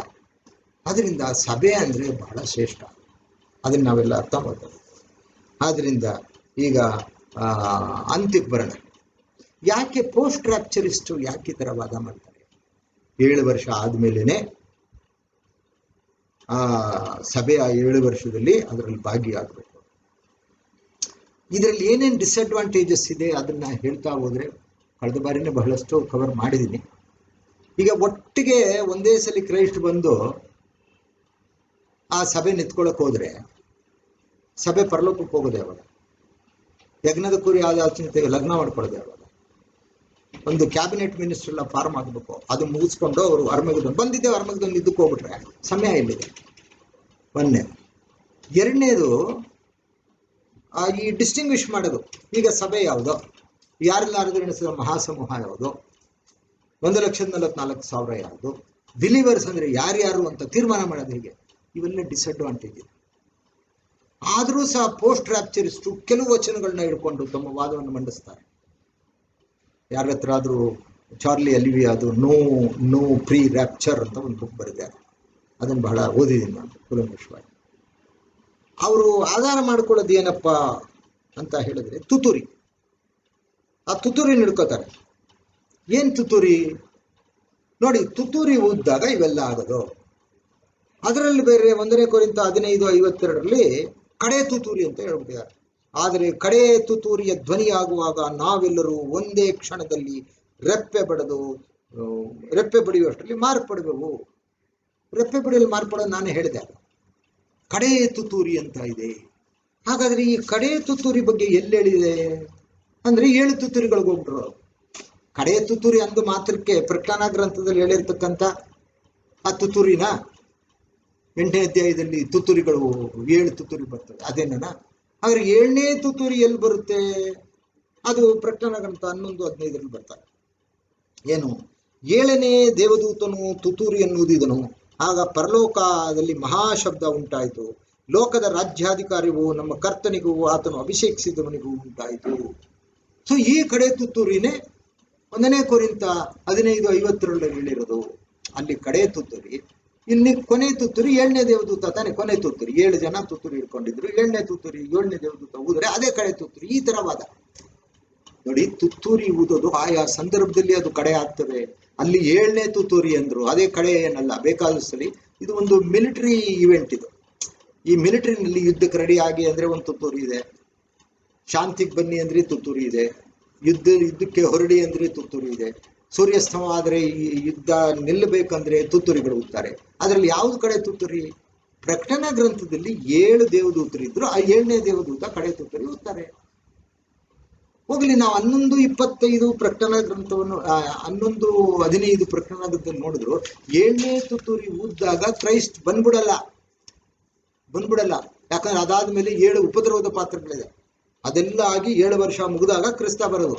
ಅದಕ್ಕೇನು ಮಾಡ್ರು? ಏನ್ ಮಾಡೋದೀಗ? ಇಲ್ಲೆಲ್ಲ ಪೋಸ್ಟ್ ಟ್ರಿಬುಲೇಷನ್ ಅಂದ್ರೆ 7 ವರ್ಷ ಅಂತಲ್ಲ, ಮಿಡ್ ಟ್ರಿಬುಲೇಷನ್ ಅಂತ ಶುರು ಮಾಡಿ. ಮಿಡ್ ಅಂದ್ರೆ 7ನೇ ದೇವದೂತ ಉದ್ದಾಗ ಅಲ್ಲಿ ಇಂದಿನಿಂದ ಈ ದೇಶದ ರಾಜ್ಯಗಳು ದೇವರಿಗೂ ಆತನು ಅಭಿಷೇಕಿಸಿದವನಿಗೆ ಕೊಡಲ್ಪಡುತ್ತದೆ, ವಶವಾಗೋಯ್ತು ಅಂತ ಹೇಳ್ತಾರೆ. ಅದರಿಂದ 7 ವರ್ಷದಲ್ಲಿ ಮಧ್ಯ ಇದರಲ್ಲಿ 3.5 ವರ್ಷದಲ್ಲಿ ಸಭೆ ತಲುಪುತ್ತದೆ. ಅಲ್ಲಿಗೆ ಪ್ರೀ ರ್ಯಾಪ್ಚರಿಸ್ಟ್ ಇದ್ದಾರೆ, ಪೋಸ್ಟ್ ರ್ಯಾಪ್ಚರಿಸ್ಟ್ ಇದ್ದಾರೆ, ಮಿಡ್ ರ್ಯಾಪ್ಚರಿಸ್ಟ್ ಇದ್ದಾರೆ. ಅವ್ರಿಗೆ ಯಾವುದಕ್ಕೂ ಅವರ ವಾದ ಮಂಡನೆಗೆ ತಕ್ಕ ಒಂದು ವಚನಗಳು ಆಧಾರ ಇಲ್ಲ, ಆದರೂ ಸಹ ವಾದಿಸ್ತಾರೆ. ಅವ್ರು ಹೇಳೋದು ಹೇಗೆ ಅನ್ನೋದನ್ನ ಒಂದು 5 ನಿಮಿಷದಲ್ಲಿ ಹೇಳ್ಕೊಡ್ತೀನಿ. ಹಾಗಾದ್ರೆ ಅವ್ರು ಏನನ್ನ ವಾದವನ್ನ ಮಂಡಿಸ್ತಾ ಇದ್ದಾರೆ ಅವರು ಅಂತ ಹೇಳಿದ್ರೆ, ನೋಡಿ, ಸಭೆ ಎಲ್ಲಿವರೆಗೆ ಇರ್ತದೆ? ಇದು ಮಿಡ್ ರ್ಯಾಪ್ಚರಿಸ್ಟ್ ಹೇಳೋದು. ಎಲ್ಲಿವರೆಗೆ ಇರ್ತದೆ ಸಭೆ ಅಂದ್ರೆ ದೇವರ ಕೋಪದ ದಿನ, ಅದರಿಂದ ಬಚಾವಾಗುತ್ತೆ. ದ ರಾತ್ ಆಫ್ ಗಾಡ್ ಅನ್ನೋದು, ರಾತ್ ಆಫ್ ಗಾಡ್. ಹಾಗಾದ್ರೆ ಅವರೊಂದು ಈಕ್ವೇಶನ್ ಮಾಡ್ಕೊಂಡಿದ್ದಾರೆ. ಪರ್ಸಿಕ್ಯೂಷನ್ ಅಂದ್ರೆ ಉಪದ್ರವ ಕೊಡೋದು ಯಾರು? ಅವ್ರ ಪ್ರಕಾರ ಕ್ರೈಸ್ತ ವಿರೋಧಿ ಬಂದು ದೇವರಾದುಕೊಂಡ ಜನಕ್ಕೆಲ್ಲ ಉಪದ್ರವ ಕೊಡ್ತಾನೆ. ಅದಕ್ಕೆ ಪರ್ಸಿಕ್ಯೂಷನ್. ಅವರಿಗೆ ಒಂದು ಗುರ್ತಾಕೋಬೇಕು ಹಣೆ ಮೇಲೆ, ಕೈ ಮೇಲೆ ಅನ್ನೋದು, ಇಲ್ಲದೇ ಅವರಿಗೆ ಕ್ರಯ ವಿಕ್ರಯ ಇಲ್ಲ ಅನ್ನೋದು, ಯಾರ್ಯಾರು ಗುರ್ತಾಕೊಳ್ಳಲ್ವೋ ಅವ್ರನ್ನೆಲ್ಲ ಮರಣದಂಡನೆ ಕೊಡೋದು, ಬಹಳ ಹಿಂಸೆ ಕೊಡೋದು, ನಾನೇ ದೇವರು ಅಂತ ಹೇಳಿ ಆ ವಿಗ್ರಹಕ್ಕೆ ನಮಸ್ಕಾರ ಮಾಡೋದು ಅನ್ನೋದು, ಈ ತರ ಎಲ್ಲ ಉಪದ್ರವ ಕೊಡ್ತಾನೆ. ಅದನ್ನ ಪರ್ಸಿಕ್ಯೂಷನ್. ಅವ್ರ ಪ್ರಕಾರ ಇದು ಪರ್ಸಿಕ್ಯೂಷನ್ ಕೊಡೋದು ಕ್ರೈಸ್ತ ವಿರೋಧಿ. ಆದ್ರೆ ರಾತ್ ಆಫ್ ಗಾಡ್ ಅಂದ್ರೆ ದೇವರ ಕೋಪ ಅಂತ ಇದ್ದೀನಿ. ಅದಕ್ಕೆ ನೀವಿರಲ್ಲ, ಸಭೆ ತಲುಪುತ್ತೆ. ಅಲ್ಲಿಗೆ ದೇವರ ಕೋಪದಿಂದ ಬಚಾವಾಗ್ಬಿಡ್ತೀರಿ. ಆದ್ರೆ ಉಪದ್ರವದಲ್ಲಿ ನೀವು ಪಾಲ್ಗೊಳ್ತೀರಿ. ಅದಕ್ಕೆ persecution plus wrath of God is equal to tribulation. ಹಾಗಾದ್ರೆ ಉಪದ್ರವ ಪ್ಲಸ್ ದೇವರ ಕೋಪದ ದಿನ, ಅದು ಎರಡೂ ಸೇರಿದ್ರೆ ಮಹಾಸಂಕಟದ ದಿನ, ಟ್ರಿಬುಲೇಷನ್, ಸಂಕಟ ಅಂತ ಹೇಳಿದ್ರು. ಇದನ್ನು ಎಷ್ಟರ ಮಟ್ಟಿಗೆ ನಾವು ನಂಬೋದು? ಕೂತ್ಕೊಂಡು ಯೋಚನೆ ಮಾಡಬೇಕು. ಯಾವಾಗಲೂ ರೀಸನಿಂಗ್ ಮಾಡಬೇಕು. ಹೇಗೆ ರೀಸನಿಂಗ್ ಅಂದ್ರೆ, ಯಾರು ಹೇಳಿದ್ರು ಅದನ್ನ? ಕಮಾನ್ ಲೆಟ್ ಅಸ್ ರೀಸನ್ ಟುಗೆದರ್ ಅಂದ್ರೆ ಯೆಶಾಯ 1:18 ದೇವರೇ ಕರೀತಾರೆ, ವಾರಂಗಳ್ ಒಳಕ್ಕಾಡುವ. ಕಮಾನ್ ಲೆಟ್ ಅಸ್ ರೀಸನ್ ಟುಗೆದರ್, ಬನ್ನಿರಿ ವಾದಿಸುವ. ಈಗ ನಾವು ವಾದ ಮಾಡೋಣ. ಹಾಗಾದ್ರೆ ನಿಮ್ಮ ಪ್ರಕಾರ ಉಪದ್ರವ ಆಂಟಿಕ್ರೈಸ್ಟ್ ಕೊಡ್ತಾ ಇರ್ತಾನಲ್ಲ, ನಿಮ್ಮ ಪ್ರಕಾರ ಕ್ರೈಸ್ತ ವಿರೋಧಿ ತುತ್ತೂರಿಗಳು ಊದ್ತವೆ. ಒಂದೊಂದು ತುತ್ತೂರಿ ಊದ್ದಾಗ್ಲೂ ಪ್ರಕೃತಿಲಿ ಏನೇನಾಗ್ತದೆ ಅಂದ್ರೆ, ಒಂದು ಬೆಟ್ಟದ ತರ, ಒಂದು ಉರಿಯೋ ಒಂದು ಬೆಟ್ಟದ ತರಾನೇ ಬಂದು ಸಮುದ್ರದಲ್ಲಿ ಬಿತ್ತಂತೆ. ಸಮುದ್ರದ ಹೊಳೆ ನೀರೆಲ್ಲ ರಕ್ತ ಆಗೋಯ್ತಂತೆ. ಒಂದು ಮಾಚಿಪತ್ರೆ ಹಾಕಿದ್ರೆ ವಿಷ ಆಗೋಯ್ತಂತೆ. ಭೂಮಿಲಿ ಇರ್ತಕ್ಕಂಥ ಎಲ್ಲ ಸಸ್ಯವರ್ಗಗಳು ಉರಿದು ಸತ್ತೋದು. ಒಂದೊಂದು ಸಂಕಟಗಳು ಬಂತ, ಭೂಕಂಪಗಳಾಗ್ತವೆ, ಒಂದೊಂದು ಬಂಡೆ, ಆಮೇಲೆ ಬೆಂಕಿ ಗಂಧಗಳ ಮಳೆ ಆಗ್ತದೆ. ಅದೆಲ್ಲ ದೇವ್ರ ಕೋಪ ಅಲ್ವಾ? ಅದು ಮನುಷ್ಯರಿಗೆ ತೊಂದರೆ ಕೊಡಲ್ವಾ? ಬಿರಿ ಮುದ್ರೆ ಏನ್ರಿ? 4 ಮುದ್ರೆ. ಮೊದಲನೇ ಮುದ್ರೆ ಹೊಡೆದಾಗ ಬಿಳಿ ಕುದುರೆ, 2ನೇ ಮುದ್ರೆ ಹೊಡೆದಾಗ ಕೆಂಪು ಕುದುರೆ, 3ನೇ ಮುದ್ರೆ ಹೊಡೆದಾಗ ಒಂದು ಕಪ್ಪು ಕುದುರೆ, 4ನೇ ಮುದ್ರೆ ಹೊಡೆದಾಗ ವಿವರಣದ ಕುದುರೆ.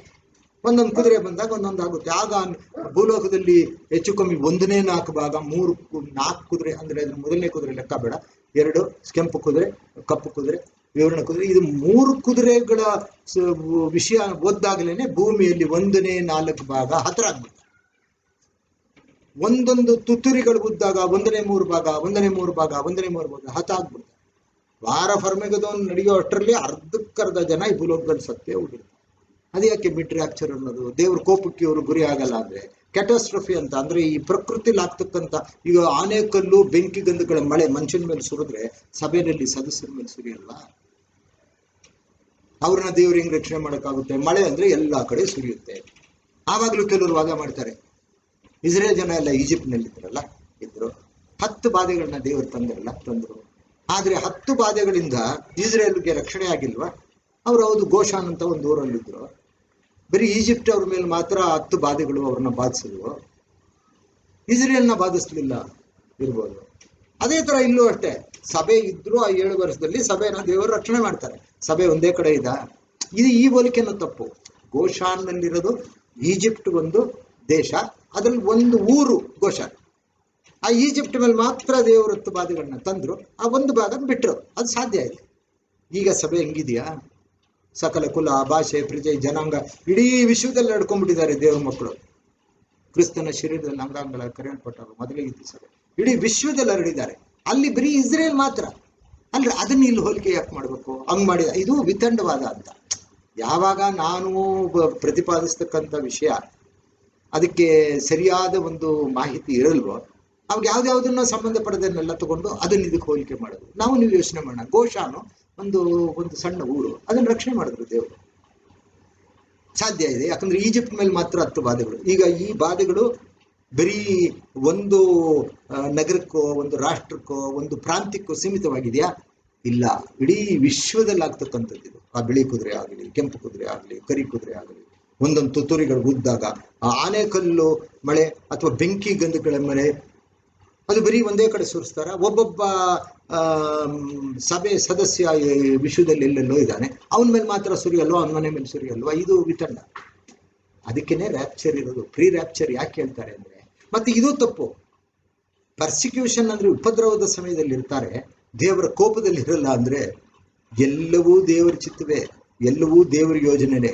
ಯಾಕಂಗರ್ತೀನಿ ಅಂದ್ರೆ, ಒಬ್ಬನು ಇದು ಬಿಳಿ ಕುದುರೆ ಮೇಲೆ ಕೂತಿದ್ದ, ಅವನಿಗೆ ಒಂದು ಬಿಲ್ಲು ಕೊಡಲ್ಪಟ್ಟಿತ್ತು. ಯಾರು ಕೊಟ್ಟವ್ರು ಅವನ ಕೈಗೆ? ಅವನು ಒಂದು ಬಿಲ್ಲನ್ನು ಎತ್ಕೊಂಡಿದ್ದ ಅಂತ ಹೇಳಿಲ್ಲ, ಕೊಡಲ್ಪಡ್ತು. ಅದೇ ತರ ಒಂದು ಕೆಂಪು ಕುದುರೆ ಬಂತು, ಆ ಕೆಂಪು ಕುದುರೆ ಮೇಲೆ ಒಬ್ಬ ಕೂತಿದ್ದ, ಅವನಿಗೆ ಒಂದು ದೊಡ್ಡ ಖಡ್ಗವು ಕೊಡಲ್ಪಟ್ಟಿತ್ತು. ಸೊ ಇದೆಲ್ಲ ಅಥಾರಿಟಿ ಕೊಟ್ಟಿರೋದೆಲ್ಲ ದೇವರು. ಈವನ್ ಆಂಟಿ ಕ್ರೈಸ್ಟು ದೇವರ ಸೃಷ್ಟಿನೇ. ಈ ಲೋಕದ ಅಂತ್ಯ, ತನ್ನ ಯುಗಾಂತರ ಯೋಜನೆ ಎಲ್ಲವೂ ಯಾವೇ ದೇವರದೇ. ಯಾಶುವ ಮಿಷಾನೇ ಆ ಒಂದು ಈಳುಬಲಿಯನ್ನ ಕೊಟ್ಟಿದ್ದು. ಅದರಿಂದ ಅದಕ್ಕೆ don't stand on your own understanding ಅಂತ. ನನ್ನ ಸ್ವಂತ ಅಭಿಪ್ರಾಯವನ್ನು ಇಟ್ಕೊಂಡ್ರೆ ನಾವು ಎಡಬಿಡ್ತೀವಿ. ಅದರಿಂದ ಏನಾಯ್ತು, ಇದು ಬಿದ್ದೋಯ್ತು. Persecution plus wrath of God is equal to tribulation. ಅಂದ್ರೆ ಉಪದ್ರವ, ದೇವ್ರ ಕೋಪಕ್ಕೆ ಸಭೆ ಇರಲ್ಲ, ಅದು ದೇವರು ಅದನ್ನು ತಗೊಂಡ್ಬಿಡ್ತಾರೆ. ಅಲ್ಲಿಗೆ ಮೊದಲನೇ 3.5 ವರ್ಷ ಇರುತ್ತೆ. ಆದರೆ ಮೊದಲನೇ 3 ವರ್ಷದಲ್ಲಿ ಬರೀ 3 ಇದು ಮಾತ್ರ ಆಗುತ್ತಾ? ಏನು 4 ಕುದುರೆದು ಮಾತ್ರ ಇದೆಯಾ? ತುತ್ತೂರಿಗಳು ಉದ್ದಾಗ ಈ ಲೋಕಕ್ಕೆ ಪ್ರಕೃತಿಲಿ ದೊಡ್ಡ ದೊಡ್ಡ ಸಂಕಟಗಳು ಎದುರಾಗ್ಲಿಲ್ವಾ? ಅದು ಮಾತ್ರ ದೇವ್ರ ಕೋಪ ಅಲ್ವಾ? ಬರೀ ಉಪದ್ರವದ ಪಾತ್ರೆ ಉಯ್ಯೋದು ಮಾತ್ರ ದೇವ್ರ ಕೋಪನ? ಅದರಿಂದ ಈ ವಾದ ಬಿದ್ದೋಗುತ್ತೆ. ಯಾಕಂದ್ರೆ ನಾನು ಸಭೆಯಲ್ಲಿದ್ದಾಗಲೂ ಬಹಳಷ್ಟು ಸಹೋದರಿಯರು ಬಂದು ಕೇಳಿದ್ರು, ಇಲ್ಲ ಪೋಸ್ಟ್ ರ್ಯಾಪ್ಚರು, ಪ್ರೀ ರ್ಯಾಪ್ಚರು ಅಂತ ತೀರ್ಮಾನ ಮಾಡಬೇಕು ಅಂದಾಗ, ಇಲ್ಲ ನಾವು ಡಿಬೇಟ್ ಮಾಡೋಣ ಅಂತ ಹೇಳಿದ್ವು. ಆದರೆ ಡಿಬೇಟ್ ಮಾಡುವಷ್ಟರಲ್ಲಿ ಈ ಒಂದು ಘೋರ ವ್ಯಾಧಿ ಇಡೀ ವಿಶ್ವದಲ್ಲಿ ಹರಡಿ ನಮ್ಮ ಆಲೆಗಳು ಮುಚ್ಚಿದೆ, ನಮ್ಮ ಮನೆಯಲ್ಲಿ ಕೂಟುಗಳು ಮುಚ್ಚಿದೆ. ಆದ್ದರಿಂದ ಈ ಒಂದು ಸಂದರ್ಭವನ್ನು ನಾನು ಉಪಯೋಗಿಸ್ಕೊಂಡು ಈ ದಿನ ನಿಮ್ಮ ಮುಂದೆ ಇವೆಲ್ಲ ವಿಷಯಗಳನ್ನು ನಾನು ಪ್ರಸ್ತಾಪ ಮಾಡಿದ್ದೀನಿ. ಆದ್ದರಿಂದ ನನ್ನ ಸ್ವಂತ ಅಭಿಪ್ರಾಯ ಏನು ಅಂತ ಹೇಳಿದ್ರೆ, ಇಷ್ಟೆಲ್ಲ ವಚನಗಳ ಆಧಾರವನ್ನು ನಾನು ನೋಡಿದಾಗ ನನಗೇನು ಅನ್ನಿಸ್ತು ಅಂತ ಹೇಳಿದ್ರೆ, ಪ್ರೀ ರ್ಯಾಪ್ಚರೇ ದೇವರ ಯೋಜನೆ, ಸಭೆ ಎತ್ತಲ್ಪಡ್ತದೆ. ಯಾಕಂದ್ರೆ ಹೀಗೆ ನಾವು ಒಬ್ಬರನ್ನೊಬ್ಬರು ಸಂತೈಸಬೇಕು, ನಾವು ಕಳವಳ ಪಡಬಾರ್ದು ಅಂತ ಹೇಳಿದೆ. ಆದ್ದರಿಂದ ಕ್ರಿಸ್ತನನ್ನ ಸೋದರಿಸಿದರೆ ಈ ದಿನಕ್ಕೆ ರ್ಯಾಪ್ಚರ್ ಮುಗಿದಿದೆ. ದೇವರ ಚಿತ್ತವಾದರೆ ಬರೋ ವಾರ ಇನ್ನೊಂದು ಹೊಸ ವಿಷಯವನ್ನು ನಾವು ತಗೋಣ. ದೇವ್ರ ನಮಗೆ ಸ್ತೋತ್ರವಾಗಲಿ. ಈಗ ಹಾಡುವ ಸಂಗೀತಗಳಲ್ಲಿ ಅಂತಿಮ ಸಂಗೀತವಾಗಿ ನಾವು 144ನೇ ಸಂಗೀತವನ್ನು ಹಾಡೋಣ. ನೀವು ನನ್ನ ಜೊತೆ ಹಾಡಿ ಸಂಗೀತ 144, ದೇವರಿಂಟಾದ ಭಾಗ್ಯ ಅಂತಕ್ಕಂಥ ಒಂದು ಸಂಗೀತವನ್ನು ಹಾಡಿಕೊಳ್ಳೋಣ. ದೇವರಿಂದ ಉಂಟಾದ ಭಾಗ್ಯ ನನ್ನ ಬೊಕ್ಕಸಾಗಿದೆ, ನಾನದನ್ನು ದಿನ ದಿನ ಧ್ಯಾನ ಮಾಡಿಕೊಳ್ಳುವೆ. ಸಮಾಧಾನ ನಿತ್ಯ ಭಾಗ್ಯ ಅನುಭವವಾಗುತ್ತೆ. ಸಮಾಧಾನ ನಿತ್ಯ ಭಾಗ್ಯ ಅನುಭವವಾಗುತ್ತೆ.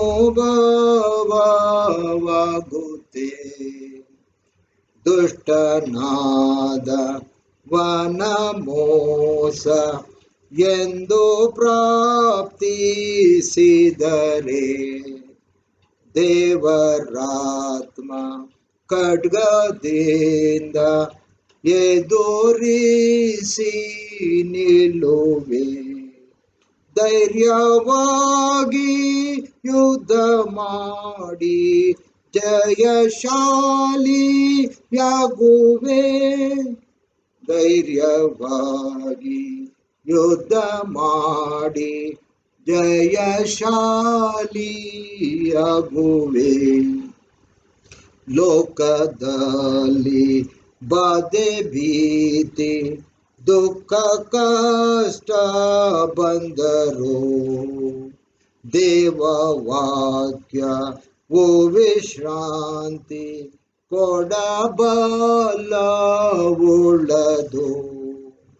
ಗ್ರಂಥರತ್ನ ದೈವದಾನ ನೀನು ನನಗಾಸ್ತಿಯು. ಗ್ರಂಥರತ್ನ ದೈವಜ್ಞಾನ ನೀನು ನನಗಾಸ್ತಿಯು.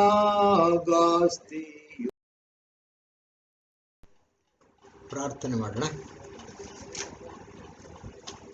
ಭೂಪರಲೋಕಗಳ ನಿರ್ಮಾಣಕರ್ತನು, ಸರ್ವಶಕ್ತನು, ದಯಾಪರನು, ಕರುಣಾಮಯನು, ಭೂಪರಲೋಕಗಳ ಒಡೆಯನು, ಪರಿಶುದ್ಧನು ಪರಿಶುದ್ಧನು ಮಹಾಪರಿಶುದ್ಧನಾದ ನಮ್ಮ ಪರಮ ತಂದೆಯಾದ ಯಾವ ದೇವರೇ, ಅಪ್ಪ ತಂದೆಯೇ, ನೀನು ಘನವುಳ್ಳ ದೇವರು, ಇಡೀ ವಿಶ್ವಕ್ಕೆ ನೀನೊಬ್ಬನೇ ದೇವರು ತಂದೆಯೇ. ನಿನ್ನ ಹೊರತು ಯಾವ ದೇವರು ಇಲ್ಲ, ಯಾವ ಶರಣನೂ ಇಲ್ಲ ಎಂಬುದಾಗಿ ನೀನೇ ಪ್ರಕಟ ಮಾಡಿಕೊಂಡಿದ್ದಿ. ಆದಿಯಲ್ಲಿಯೇ ಅಂತ್ಯದ ಬಗ್ಗೆ ನೀನು ತಿಳಿಸಿದ್ದಿ, ಭವಿಷ್ಯತ್ನಲ್ಲಾಗ್ತಕ್ಕಂಥ ವಿಷಯಗಳನ್ನು ತಿಳಿಸಿದ್ದಿ. ನೀನು ಸರ್ವಶಕ್ತ ದೇವರೆಂಬುದರಲ್ಲಿ ಎರಡು ಮಾತಿಲ್ಲ ಸ್ವಾಮಿ. ಆದಾಗ್ಯೂ ಈ ಲೋಕದಲ್ಲಿ ಎಷ್ಟೋ ಜನಕ್ಕೆ ನೀನಾರೆಂಬುದನ್ನು, ನಿನ್ನ ಮಗನಾರೆಂಬುದನ್ನು ನೀನು ತಿಳಿಯಪಡಿಸಿಲ್ಲ. ಕೇವಲ ನೀನಾದುಕೊಂಡಿರುವ ಒಂದು ಸಣ್ಣ ಹಿಂಡಾದ ಮಕ್ಕಳಿಗೆ ಭೂಲೋಕದಲ್ಲಿ ನಿನ್ನ ನಾಮದ ಅರಿವಿದೆ, ನಿನ್ನ ಮಗನ ನಾಮದ ಅರಿವಿದೆ. ನಿಮ್ಮ ನಾಮಧೇಯಗಳೇನು ಏನು, ನಿಮ್ಮನ್ನು ಹೇಗೆ ಸಂಬೋಧಿಸಬೇಕು, ನಿಮ್ಮ ಮಗನನ್ನು ಹೇಗೆ ಸಂಬೋಧಿಸಬೇಕು, ನಿಮ್ಮನ್ನು ಹೇಗೆ ಆರಾಧನೆ ಮಾಡಬೇಕು ಎಂಬ ಮೂಲಭೂತವಾದ ವಿಷಯದಿಂದ ಹಿಡಿದು ನಿನ್ನ ಯುಗಾಂತರ ಯೋಜನೆಲ್ಲವನ್ನು ನಮಗೆ ಪರಿಷ್ಕಾರವಾಗಿ ಬೋಧಿಸುತ್ತಿದ್ದಿ ಸ್ವಾಮಿ. ಇದೆಲ್ಲಕ್ಕಾಗಿ ನಿಮಗೆ ಸಾಷ್ಟಾಂಗವಾಗಿ ಸ್ತೋತ್ರ. ಹೌದು, ಈ ಲೋಕದಲ್ಲಿ ನಾವು ಏನೇ ಮಾಡಿದ್ದರೂ, ಏನೇ ಗನಂದಾರಿ ಕೆಲಸಗಳನ್ನು ಮಾಡಿದ್ದರೂ, ಎಂತಹ ಉನ್ನತ ಪದವಿಯಲ್ಲಿದ್ದರೂ, ನಾವು ಏನೇ ಇಹಲೋಕದ ಜ್ಞಾನವನ್ನು ಸಂಪಾದಿಸಿದರೂ ತಂದೆ ಇದೆಲ್ಲವೂ ವ್ಯರ್ಥವೆಂದು ಭಕ್ತನಾದ ಜ್ಞಾನೋಕ್ತಿಯಲ್ಲಿ ಹೇಳಿರ್ತಕ್ಕಂಥ ಸಾಲವನ್ನು ಅದನ್ನು ತಿಳಿಸಿದ್ದಾರೆ ತಂದೆ.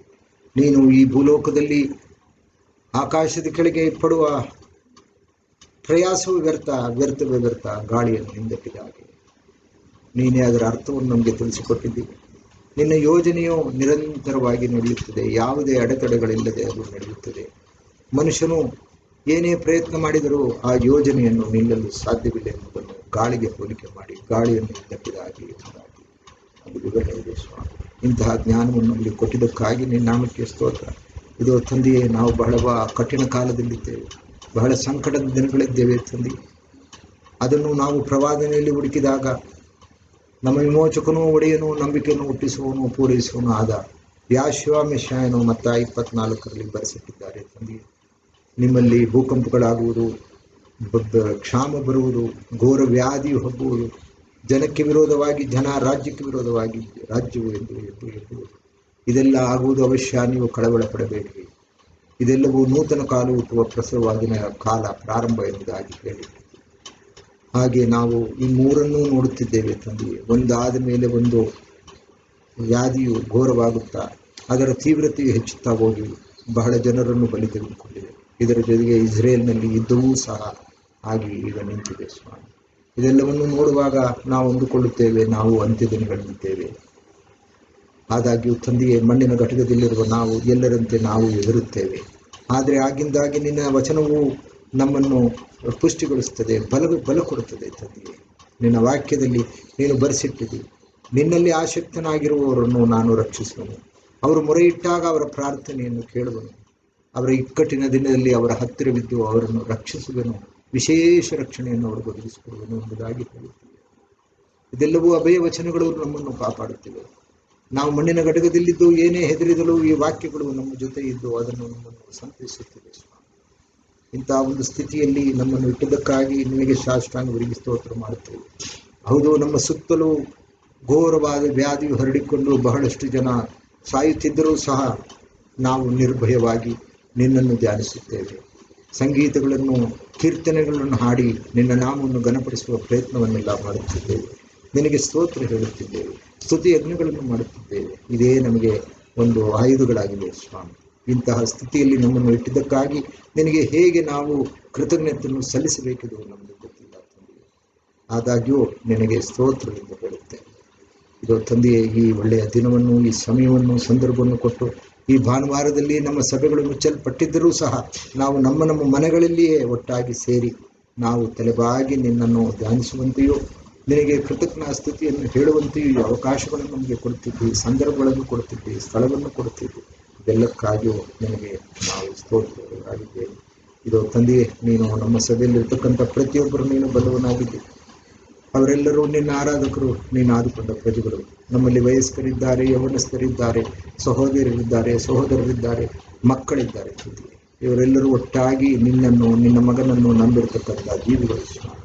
ನಾವುಗಳೆಲ್ಲರೂ ನಿನ್ನ ಸಭೆ ಎಂದು ನಾವು ಭಾವಿಸುತ್ತೇವೆ. ನಾವೆಲ್ಲರೂ ರಕ್ಷಣೆ ಹೊಂದಿದ್ದೇವೆಂದು ನಾವು ನಿನ್ನ ವಚನಗಳನ್ನು ಓದಿ ನಾವು ತಿಳ್ಕೊಂಡು ಅದನ್ನು ನಾವು ಪ್ರಕಟ ಮಾಡುತ್ತಿದ್ದೇವೆ ಸ್ವಾಮಿ. ಒಂದು ವೇಳೆ ನಾವೆಲ್ಲರೂ ರಕ್ಷಣೆ ಹೊಂದಿ ನಿನ್ನ ಪ್ರಜೆಗಳಾಗಿದ್ದರೆ ನೀನು ನಮ್ಮೆಲ್ಲರನ್ನು ರಕ್ಷಿಸಿ ಕಾಪಾಡು. ಎಲ್ಲರಿಗೂ ನೀನು ಆರೋಗ್ಯದಾಯಕನು, ನೀನು ವೈದ್ಯರ ವೈದ್ಯನು, ನೀನು ಸರ್ವಶಕ್ತ ದೇವರಾಗಿದ್ದು ಎಲ್ಲರಿಗೂ ಒಳ್ಳೆಯ ಆರೋಗ್ಯ, ಬಲ, ಶಕ್ತಿ. ನೀನು ಆರೋಗ್ಯದಾಯಕನಾಗಿದ್ದಿ. ಮನುಷ್ಯನನ್ನು ಸೃಷ್ಟಿ ಮಾಡಿದವನು ನೀನು. ನಿನ್ನ ಯೋಜನೆಯು ನಿರಂತರವಾಗಿ ಆಯಾ ಸಮಯದಲ್ಲಿ ನುಡಿಯುತ್ತದೆ. ಈ ಘೋರ ವ್ಯಾಧಿ, ಯಾವುದೇ ರೋಗಾಣುಗಳು ನಿನ್ನ ಸಭೆಯ ಸದಸ್ಯರ ಮನೆಯ ಬೀದಿಗೂ ಬಾರದಿರುವಂತೆ ನೀನು ತಡೆದು ನಿಲ್ಲಿಸುತ್ತ. ಹೌದು, ನಮ್ಮ ಸಭೆಯಲ್ಲಿ ಯಾರ್ಯಾರು ಯಾವ್ಯಾವ ಸ್ಥಳಗಳಲ್ಲಿ ವಾಸ ಮಾಡುತ್ತಿದ್ದಾರೋ ಅದರ ಸುತ್ತಲೂ ಈ ವ್ಯಾಧಿಯು ಹಬ್ಬಿರುವುದನ್ನು ನಾವು ಕೇಳುತ್ತೇವೆ. ಆದರೂ ಧೈರ್ಯವಾಗಿದ್ದೇವೆ, ಏಕೆಂದರೆ ನಿನ್ನ ತ್ರಾಣವುಳ್ಳ ಹಸ್ತದಲ್ಲಿ ನಾವು ಸೇರಿಕೊಂಡಿದ್ದೇವೆ. ಪರಾತ್ಪರನ ಮೊರೆ ಹೊತ್ತಿರುವವನು ಸರ್ವಶಕ್ತನ ಆಶ್ರಯದಲ್ಲಿ ಸುರಕ್ಷಿತನಾಗಿರುವೆಂಬ ವಾಕ್ಯವನ್ನು ನಂಬಿ ನಾವೆಲ್ಲರೂ ನಿನ್ನ ಆಶ್ರಯದಲ್ಲಿ. ನೀನೇ ನಮಗೆ ಕೋಟೆಯೂ ದುರ್ಗವೂ ಆಗಿದ್ದಿ. ನೀನೇ ಆಶ್ರಯ ಗಿರಿ ಆಗಿದ್ದಿ ತಂದೆಯೇ. ಈ ಸಭೆಯಲ್ಲಿರ್ತಕ್ಕಂಥ ಎಲ್ಲ ಸದಸ್ಯರನ್ನು ಹೆಸರಾಗಿ ಆಶೀರ್ವದಿಸಿ, ಮಕ್ಕಳ ಆದಿಯಾಗಿ ಹಿರಿಯರೆಲ್ಲರನ್ನು ಆಶೀರ್ವದಿಸಿ ರಕ್ಷಿಸಿ ಕಾಪಾಡಿ. ನೀನು ಯಾವೇ ಈರೆ ಎಂಬ ನಾಮಾಂಕಿತವನ್ನು ಹೊಂದಿದ್ದಿ ತಂದೆಯೇ. ಅಂದರೆ ನೀನು ಒದಗಿಸುವ ದೇವರಾಗಿ ನಮ್ಮ ಕೊರತೆಗಳನ್ನು ನೀಗಿಸು. ಯಾರ್ಯಾರು ಕಷ್ಟದಲ್ಲಿದ್ದಾರೋ, ಏಕೆಂದರೆ ಭಕ್ತನಾದ ಕೀರ್ತನೆಗಾರನು ದಾವೀದನು ಪ್ರಾರ್ಥನೆ ಮಾಡೋ ರೀತಿಯಲ್ಲಿ ನಾವು ಪ್ರಾರ್ಥನೆ ಮಾಡುತ್ತೇವೆ. ನನಗೆ ಸಹಾಯವು ಎಲ್ಲಿಂದ ಬಂದಾವು ಎಂದು ನಾನು ಪರ್ವತದ ಕಡೆಗೆ ನೋಡಿದನು, ಅದು ಯಾವೆಯಿಂದಲೇ ಎಂಬುದಾಗಿ ಹೇಳಿಬಡಿಸಿದ್ದಾರೆ. ಹೌದು ತಂದೆಯೇ, ಬಲಹೀನರು ಈ ಲೋಕದಲ್ಲಿ ಯಾವುದೇ ಸ್ಥಾನಮಾನಗಳಿಲ್ಲದೆ ಯಾವರು ಹೊಲಸೋ ಎಲ್ಲದರ ಕಸವೋ ಅಂತ ಬೆಳೆಯುತ್ತಿರುವವರಿಗೆ ನೀನೇ ಆಶ್ರಯ ದುರ್ಗವು. ಸಹಾಯವು ನಿನ್ನಿಂದಲೇ ಬರಬೇಕು ಸ್ವಾಮಿ. ಆ ನಾಮಾಂಕಿತದಲ್ಲಿಯೂ ನೀನು ಕಾಣಿಸಿಕೊಳ್ಳುತ್ತಿದ್ದೆ. ಅದಕ್ಕಾಗಿ ನಿನ್ನನ್ನು ಪ್ರಾರ್ಥನೆ. ಸಭೆಯಲ್ಲಿರ್ತಕ್ಕಂಥ ಎಲ್ಲರ ಕೊರತೆಗಳನ್ನು ನೀಗಿಸುತ್ತದೆ. ಈ ಕಠಿಣ ದಿನಗಳಲ್ಲಿ ನೀನೇ ನಮಗೆ ಆಶ್ರಯವಾಗಿದ್ದಿ ಸ್ವಾಮಿ. ಎಲ್ಲರನ್ನು ನಿನ್ನ ಕೃಪಾದೃಷ್ಟಿಯಿಂದ ನೋಡಿ ನೀನು ಅವರೆಲ್ಲರನ್ನು ಸಂತೈಸಿ ಆಶೀರ್ವದಿಸಿ ಕಾದು ಕಾಪಾಡಬೇಕೆಂದು ನಿನ್ನಲ್ಲಿ ಪ್ರಾರ್ಥಿಸುತ್ತೇನೆ. ಅಪ್ಪ ತಂದೆ, ಇಲ್ಲಿವರೆಗೆ ನಾನು ಮಾಡಿದ ಕೋರಿಕೆಗಳನ್ನು ಮರೆತು ಬಿಟ್ಟ ಪ್ರಾರ್ಥನೆಗಳನ್ನು ನೀನೇ ನೆನಪು ಮಾಡಿಕೊಂಡು ಸ್ವಾಮಿ ಅದನ್ನು ಧಾರಾಳವಾಗಿ ನಮಗೆ ದಯಪಾಲಿಸಿಕೊಡಬೇಕೆಂತಲೂ ಬರುತ್ತಾ ಈ ಒಂದು ಸಣ್ಣ ಪ್ರಾರ್ಥನೆಯನ್ನು ಇನ್ನೊಬ್ಬನೇ ಮಗನು, ಲೋಕರಕ್ಷಕನು ಆದ ಯೇಸುವ ಮಿಶಿಹಾಯನ ಒಂದೇ ನಾಮದಲ್ಲಿ ಅತ್ಯಂತ ದೈನ್ಯದಿಂದಲೂ ತಾಳ್ಮೆಯಿಂದಲೂ ಪ್ರಾರ್ಥಿಸ್ತೇನೆ. ಪರಲೋಕ ಮಂತ್ರವನ್ನು ಹೇಳಿಕೊಳ್ಳೋಣ. ಪರಲೋಕದಲ್ಲಿರುವ ನಮ್ಮ ತಂದೆಯೇ, ನಿನ್ನ ನಾಮವು ಪರಿಶುದ್ಧವೆಂದೆಣಿಸಲ್ಪಡಲಿ. ನಿನ್ನ ರಾಜ್ಯವು ಬರಲಿ. ನಿನ್ನ ಚಿತ್ತವು ಪರಲೋಕದಲ್ಲಿ ನೆರವೇರೋ ಪ್ರಕಾರ ಭೂಲೋಕದಲ್ಲಿ ನೆರವೇರಲಿ. ನಮ್ಮ ಅನುದಿನ ಆಹಾರವನ್ನು ಇಂದು ನಮಗೆ ದಯಪಾಲಿಸಿಕೊಡು. ನಮಗೆ ತಪ್ಪು ಮಾಡಿದವರನ್ನು ನಾವು ಕ್ಷಮಿಸಲು ನಮ್ಮ ಪಾಪಗಳನ್ನು ಕ್ಷಮಿಸು. ನಮ್ಮನ್ನು ಶೋಧನೆ ಒಳಪಡಿಸದೆ ಕೇಳಿಂದ ರಕ್ಷಿಸು. ರಾಜ್ಯವು, ಬಲವು, ಮಹಿಮೆಯು ಎಲ್ಲ ನಿನ್ನೆ ಸ್ವಾಮಿ. ನನ್ನ ಮನವೇ ಯಾವೆಯನ್ನು ಕೊಂಡಾಡು, ನನ್ನ ಸರ್ವೇಂದ್ರಿಯಗಳೇ ಆತನ ಪವಿತ್ರ ನಾಮವನ್ನು ಕೀರ್ತಿಸಿರಿ. ನನ್ನ ಮನವೇ ಯಾವೆಯನ್ನು ಕೊಂಡಾಡು, ಆತನು ಮಾಡಿದ ಉಪಕಾರಗಳಲ್ಲಿ ಒಂದನ್ನು ಮರೆಯಬೇಡ. ದೇವರ ಆಶೀರ್ವಾದವನ್ನು ಹೊಂದಿಕೊಳ್ಳೋಣ. ಎಲ್ಲ ಗ್ರಹಿಗಳು ಮೀರುವ ಯಾವೇ ದೇವರ ಶಾಂತಿಯು ನಿಮ್ಮ ಹೃದಯಗಳನ್ನು, ಆಲೋಚನೆಗಳನ್ನು ಯೇಸುವ ಮಿಶಿಹಾಯನ ಒಂದೇ ನಾಮದಲ್ಲಿ ಕಾಯುವಂತಾಗಲಿ. ಎಲ್ಲರಿಗೂ ನಮಸ್ಕಾರ. ದೇವರ ಚಿತ್ತವಾದರೆ ಮುಂದೆ ನಾವು ಇದೇ ಥರ ಕಾರ್ಯಕ್ರಮದಲ್ಲಿ ಭಾಗವಹಿಸೋಣ.